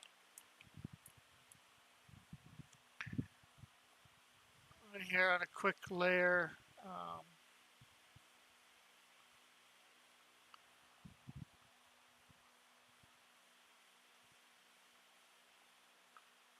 Make a box like that and then fry out like that, fry out like that, fry out like that. Something like that. It's 11:49 Rocky Mountain time. Yeah, I figured that's what time it was, JR. About 10 minutes before noon. uh, what are you using? GIMP, Photoshop? I am using Clip Studio. Clip Studio Paint EX.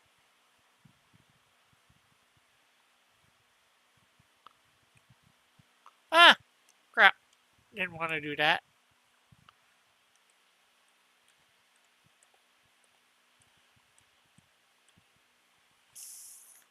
So draw a box of fries at the angle you want, then add the fingers.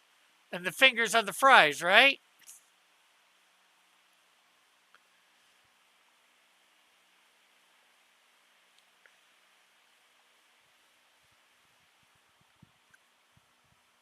Yeah, 5 fries.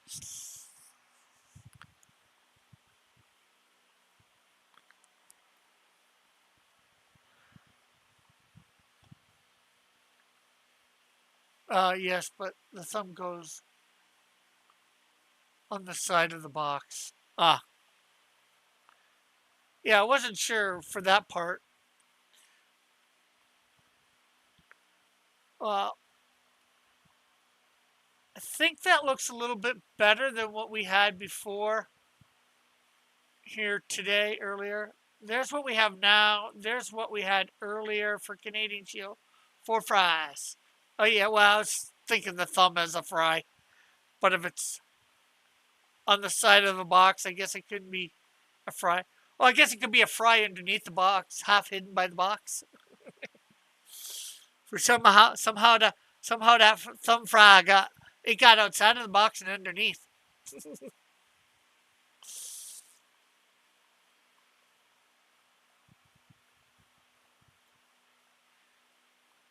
Oh no, this is not exactly what we had before. I think I took out what we had before for Canadian Shield.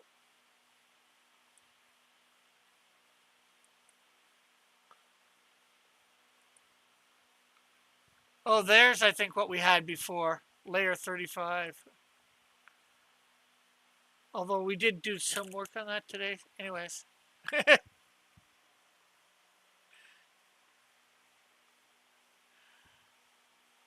Okay, I'm going to take out layer 13 because I don't need it. Layer 51, I don't need. Or layer CS, it's not 51, it's just a 51% opacity. I don't need the old coffee table and couch. I'm just eliminating layers here that I don't need. Oh, which one's this? Oh, that's my original John Sims. I don't need that. This is my second John Sims. I don't need that. Taking away a lot of the clutter there. Okay, so I think we still do need to work on Canadian Shield. He's not looking too bad. The coffee table, the couch are good. And since we didn't get anything done on John Sims today, we need to do something on him for him next Friday in that panel. I would say panel 2 here is good. I might need to add some details to the ears. That's about it. Maybe do something with the eyes because I think they look a little too wide. I gotta add the eyelid somehow. So there might be a little bit of stuff that needs to be done here. And a bunch of stuff that needs to be done with coloring too. I need to work on John Sims here in panel 3. Get him more looking like this John Sims. In fact, you know what I should do? I should take this, merge visible layers.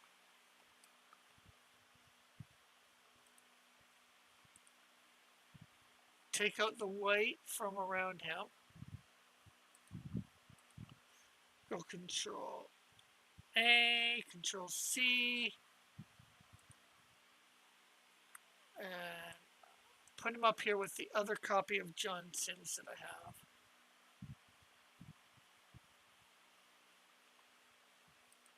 So we'll shrink him a little.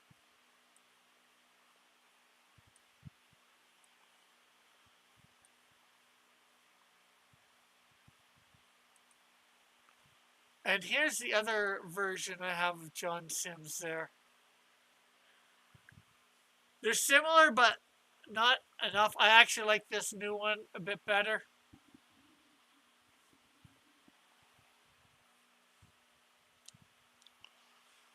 Although the gun portion didn't turn out too well.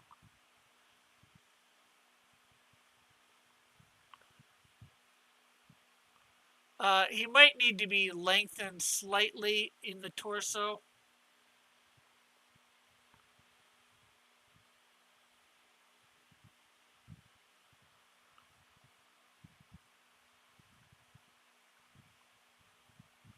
Now, in these pictures, he won't have the badge on or the gun. They're probably going to be kept somewhere safe in his home that he'll put on when he goes out.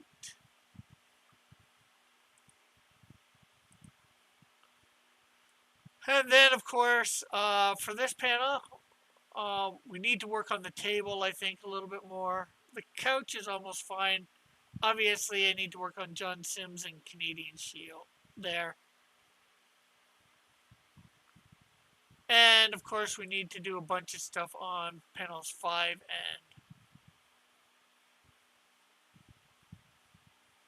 6.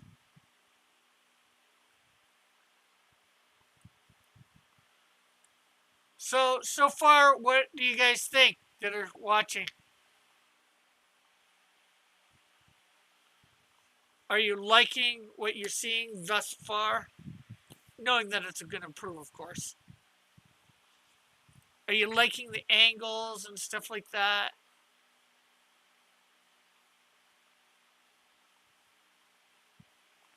Who is John Sims? What's his story? John Sims is a detective in the OPP, placed in, I think it's Geraldton area.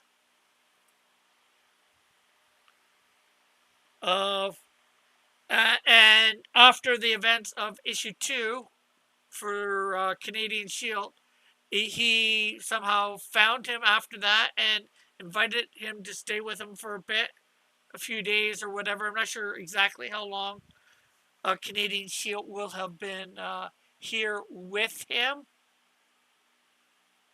I haven't really decided on that part of the timeline, but he stayed with him a few days at least. After issue 2,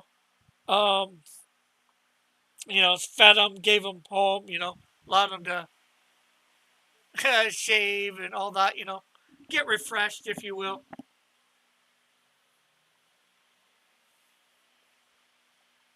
But he's going to be a supporting cast that Canadian Shield will be staying in contact with via phone over the next several issues. Eventually, John Sims will be transferred to, or transferred voluntarily or involuntarily, to Hamilton area where Canadian Shield, man like Cougar, is going to settle down and be part of the police department in Hamilton. I'm going to end up actually introducing a whole bunch of supporting casts along the way that will all eventually be in Hamilton for some reason or another.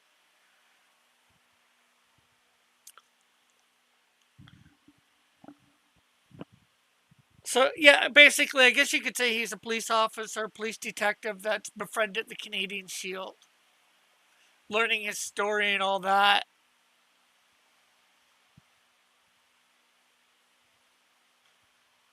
I don't exactly go into a lot of the details of how they met afterwards. I don't think I do either, but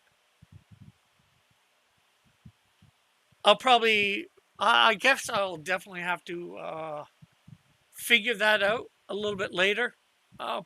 Put, what happened between issue 1 and 2.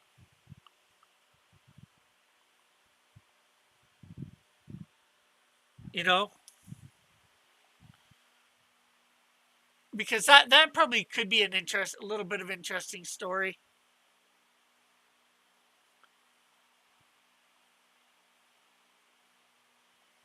Can I pay you $100 to include a Prussia shield, a German immigrant from to Hamilton from Durham? What do you mean by include?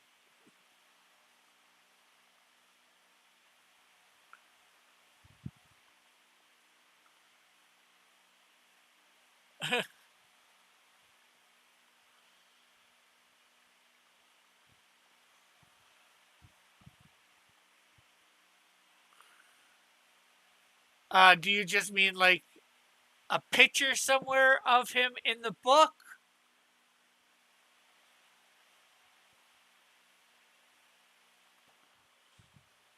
Uh, can he be a character in your comics? Is have you have the occasional supporting role? Um, if that were to be, it might not. That might not be till after like the 12th or 13th issue. Uh, because I do have a lot of things sorted out. Eventually, like I said, I do want to uh, set up a Shield Corps. Um, First of all, is Prussia a real place? I was thinking you could include him somehow in the minor as a minor character, helping the other shields. Yeah. Well, I don't know exactly where the when I'm gonna start that Shield Corps. That's probably gonna be a minimum of 2.5, 3 years in.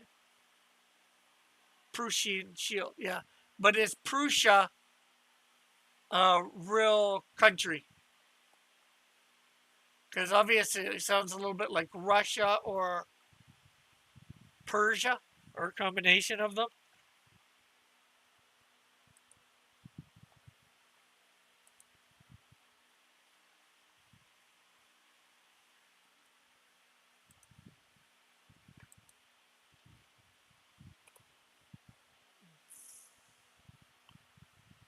A historic German state and center. Oh, okay, yes. So this is saying it was where Germany was.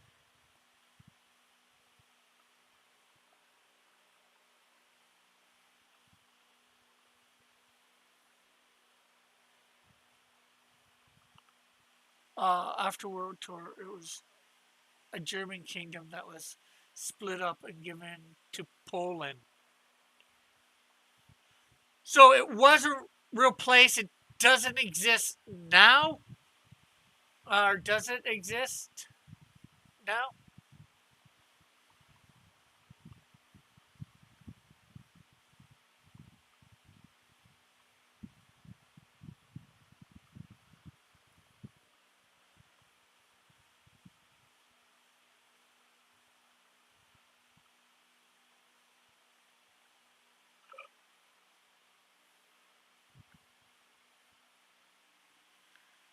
The last city of Prussia is in the news a lot now because the city of Kalend is a Russian enclave on the Baltic Sea, Russian territory.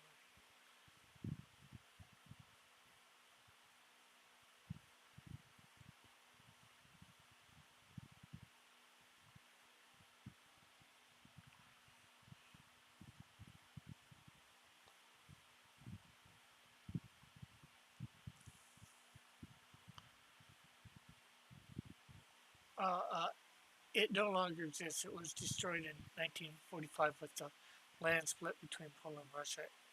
It existed for 700 years. Okay. Well, hello, Joshua. How are you?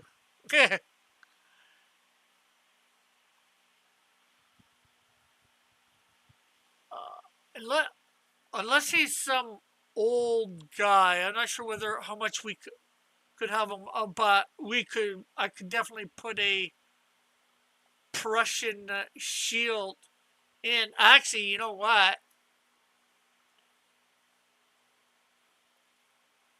Um, it might be go good for one of two things that I would like to do. Either well, I've already got some guys for World War II, but I'd like to create a World War One superhero team,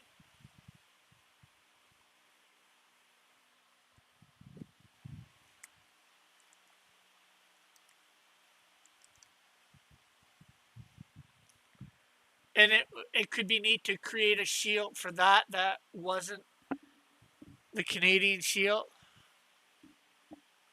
Prussian immigrants flocked to Hamilton for the last 200 years. There's been Prussians in Hamilton. Oh, okay.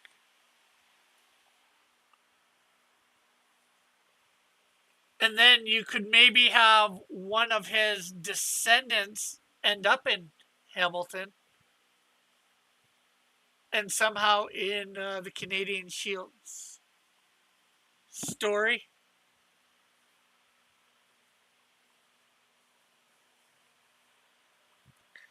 Like I've created one character for my World War One thing so far. The Brit.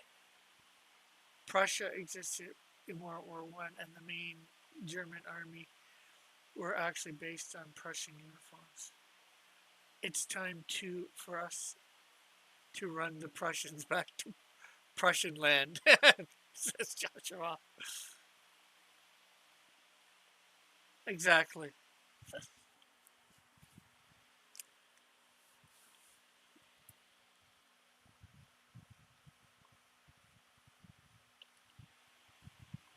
Prussian immigrants from his destroyed lands to make a new life in Hamilton. Yeah, so we'd be talking a great grandson or a great great grandson. Great grandson of Prussian shield, Canadian shield. You remind me of my great great grandfather, the Prussian shield. The German helmet with a horn on top is actually Prussian. It became German later.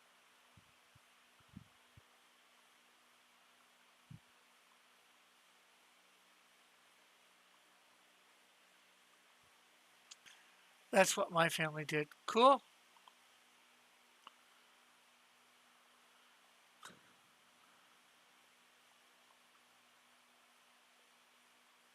One year. That's why I love Hamilton and your comics. My aunts and uncles and cousins live there. Cool, cool. Now Dillard is going to have to make the Prussian buckler. If he's going to make a buckler for every shield I create, he's going to have a lot of bucklers.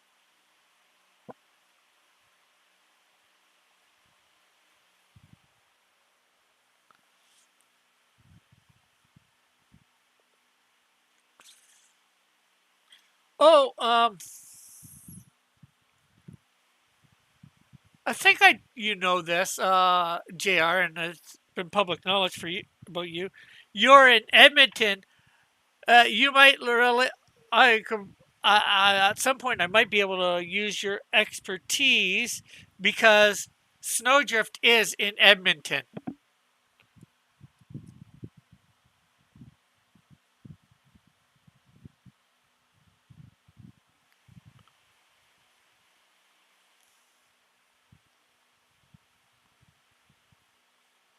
Because I did, as you know, I passed through there, but it reminded me actually a lot of Toronto. Actually, sort of a combination of Hamilton and Toronto, because there was sort of the upper part to Edmonton.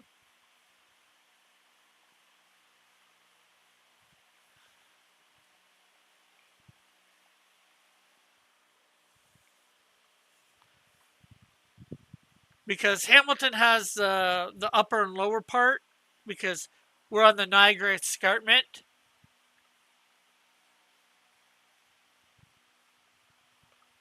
But, it gave the city itself, aside from that upper and lower part, gave me a real Toronto vibe. And I'm not sure how much you watch um, Rebel News or if at all.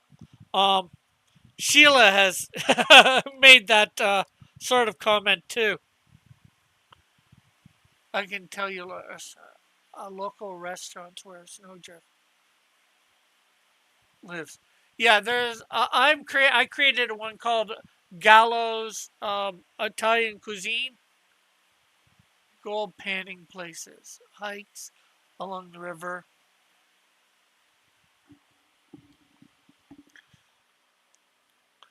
I don't think I've decided exactly where Snowdrift lives in the city. Yes, I watch. Yeah, I watch news. It's eats. I mean, uh, oh, and where I can tell you local restaurants where Snowdrift eats, not lives. Yeah, yes, it too has a lot of your Eastern Germans and Eastern Europeans. Yeah, well, I think a lot of Canada and the States would, for a lot that matter, because we were founded by European countries.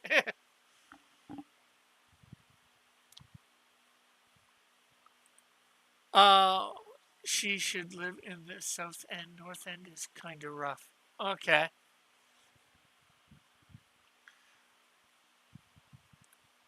I think though, I actually grabbed. Let's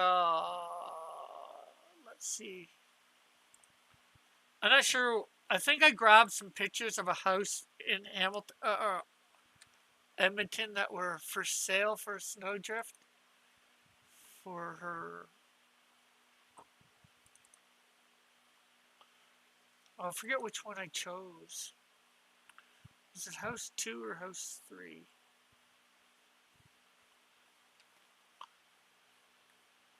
Let's see.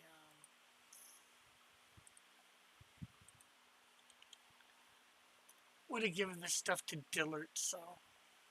Yes, Prussians, Germans are still about third or fourth largest ethnic group in America and Canada, but it's never reflected in our art or our stories or TV.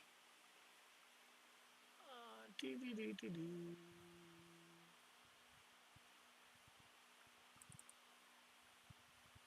Snowdrift 2.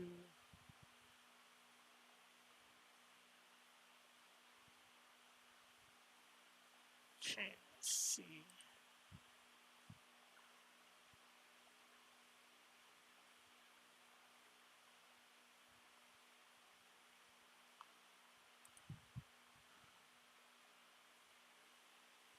We have some funky modern Frank Lloyd Wright inspired houses on the LRT line.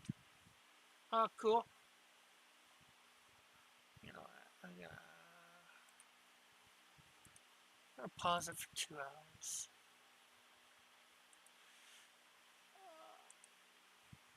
Any Edmonton content you have, I'm happy to help with.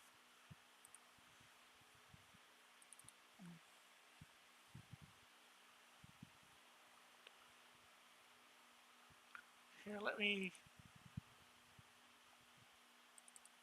browser.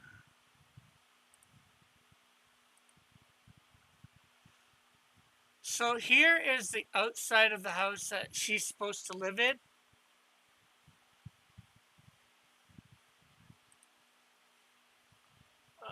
Wrong way.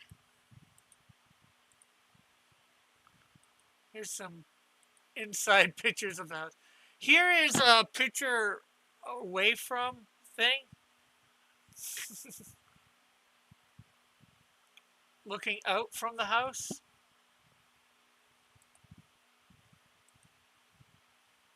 Uh, any Edmonton content should include context about Edmonton being the biggest city near the Northwest Territories continent. None of it. Oh, your screen has. Oh, I know why it hasn't. I forgot to click the button that would do that. Let's see, transform. Okay, so let me go back. These there's there's the front of the house.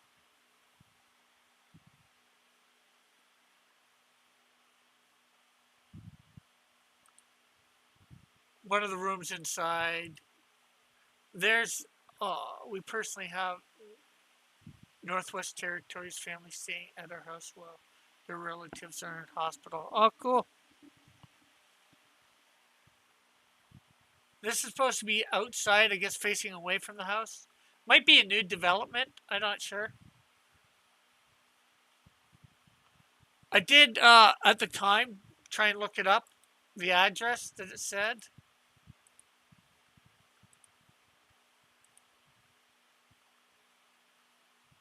Although you look outside this and you don't see anything, so I'm not.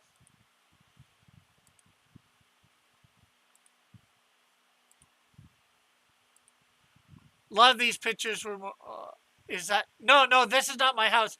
I went online and looked for houses in Edmonton, and I took and went got it obviously as you can see off of Remax here website or website that they put this house up for either somebody was putting it up for sale or for rent, and to get an idea for a house that is actually in Edmonton for the look of Snowdrift, Christy North's house.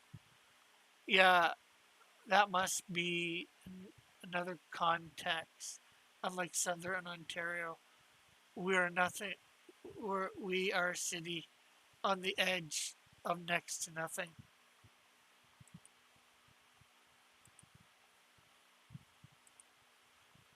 And I did this for reference for Dillard, so I'd have something to give him to what I'd like the interior of the house to look like, especially the north. There is little to no development, and middle northern Edmonton is not surrounded by encroaching cities like Toronto to Hamilton Strip is. Oh yeah, I can believe that.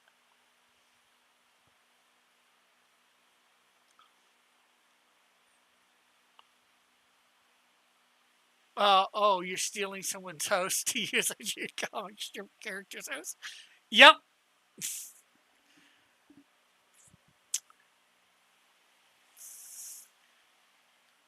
Although I have yet to place an address on it, so I'm not going to use the same address because I don't even know the address of this house anymore. I had two other houses that I was thinking of using too. But looking at things, this is the one that won out. I should actually see whether. I work in 12 minutes. I can look up a house I had in mind for snowdrifts. Well, I've already gave Dillard this. If you the area of town and all that, if you want to suggest, maybe even a street, maybe I would be up for that. So maybe this house appears on the other side of town or not where it is. Really, in reality, that's all right by me. For fun, you can put Snowdrift living in the basement of the lieutenant governor. No, I'm not going to do that. She's been given a house by the government. They just signed the deed over to her and all that.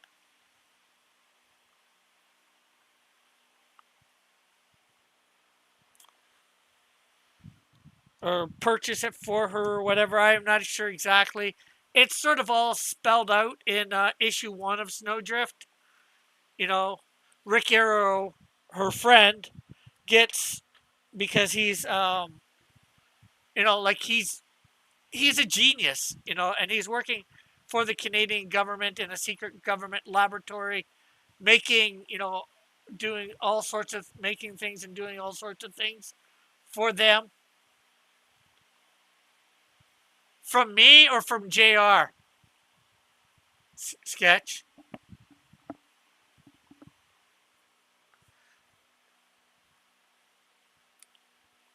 Yeah, it's not done a lot here.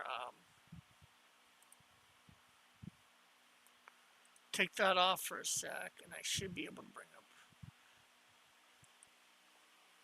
I love this. Yeah, yeah, and it's located up in northern. Well, no, the laboratories. Yeah, in northern Canada. Probably either Nunavut or Northwest Territories area from you. Oh, I'm a few thousand miles away from Edmonton. Here, let me. Was gonna do one other thing, but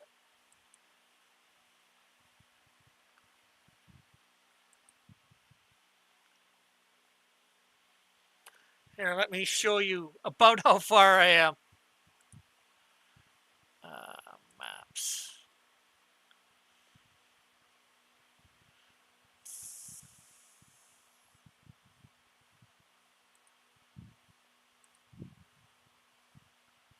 Okay, so here's Hamilton.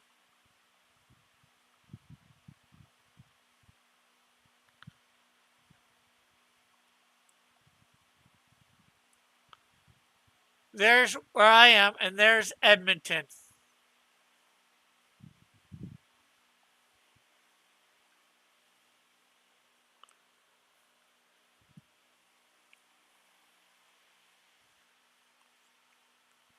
Oh no, you can't even see that. Sorry, my bad.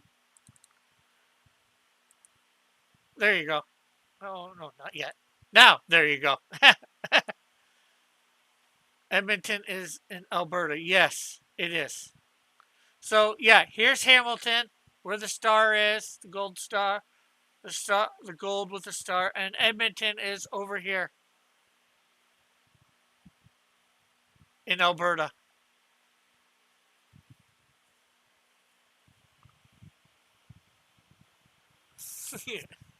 You will be in a sec able to, although you should be able to see it now.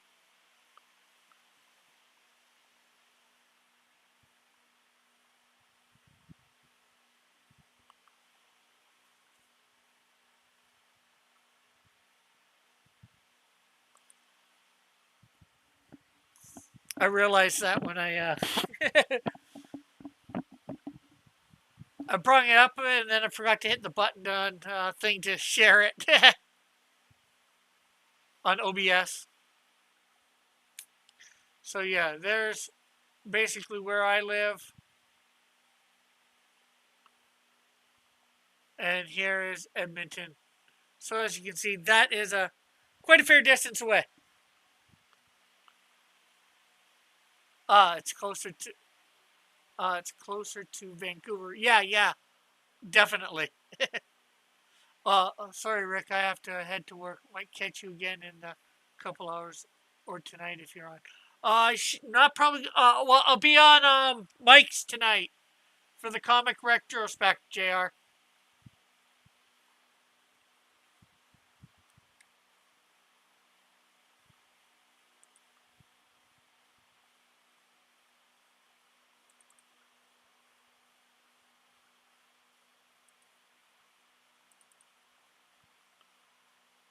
Oh yeah, this is it. It's house number 3 that I chose. Yeah, I had 3 different houses that I got the pictures of, and I end up choosing house 3 of the 3.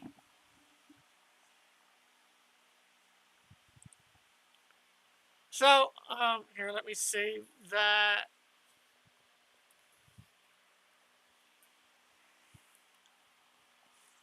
So yeah, a little bit more to fix on panel 1. Next week, on Friday, we will hopefully get panel 1 done. Do a few things on panel 2, like add some extra details to the ears and that, maybe the eyes, and fix John Sims totally in panel 3. Fix Canadian Shield and John Sims in panel 4. Fix the floor in panel.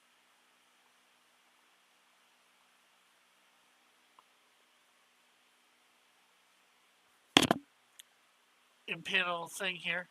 2 or 5. Fix whatever I need in panel 6. Either next week or the week after, I might actually be finished the pencils / inks on this page. And then we'll get to coloring it. Fun! Wow! Although I have decided, as I might have showed you earlier, we got some of the colors here already. We got the carpet color, we got the color for the couch, and a few different other things, as you can see.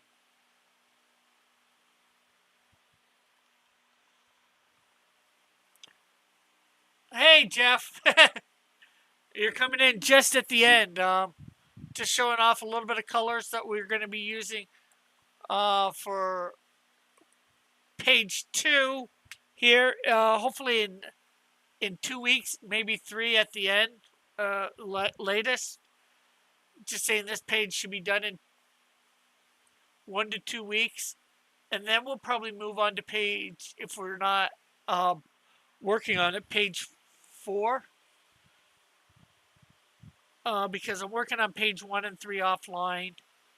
If I happen to get those 2 done in that time, I'll probably go into page 4, which means then we'll do page 5 here, whenever this page at the end. Oh, that figures. Yeah, I even went a little bit over, almost 27 minutes over. Got talking with JR and my sketchbook. But tonight, folks, I will be on the mic stand with Mike Walters. And we will be doing some comic retrospect. We'll be reading some comics from November of 1939. So if you guys want to catch that, be great to have you here. And again, thanks for Timothy, who was on with me earlier. Oh, you guys, again, didn't see stuff. I keep forgetting to hit buttons or unhit buttons. There. I'm now showing Canadian Shield page 2 again. Anyways, I'm not going to go over what I said, hopefully. You didn't see all of it, unfortunately, because of me having the map up showing the distance between Hamilton and Edmonton, Alberta. Anyways, I guess with that, I'm going to end and say also thanks to everybody in the chat for being here. It was great having everybody here. Like I said, I'm on mics tonight. I'll probably be on mics on Sunday. And then, of course, I'll be back here Monday for Manga Monday on Cross Comics. Doing up our manga. Hey, Dale, daylight come and we need to go home. Bye-bye. God bless everyone.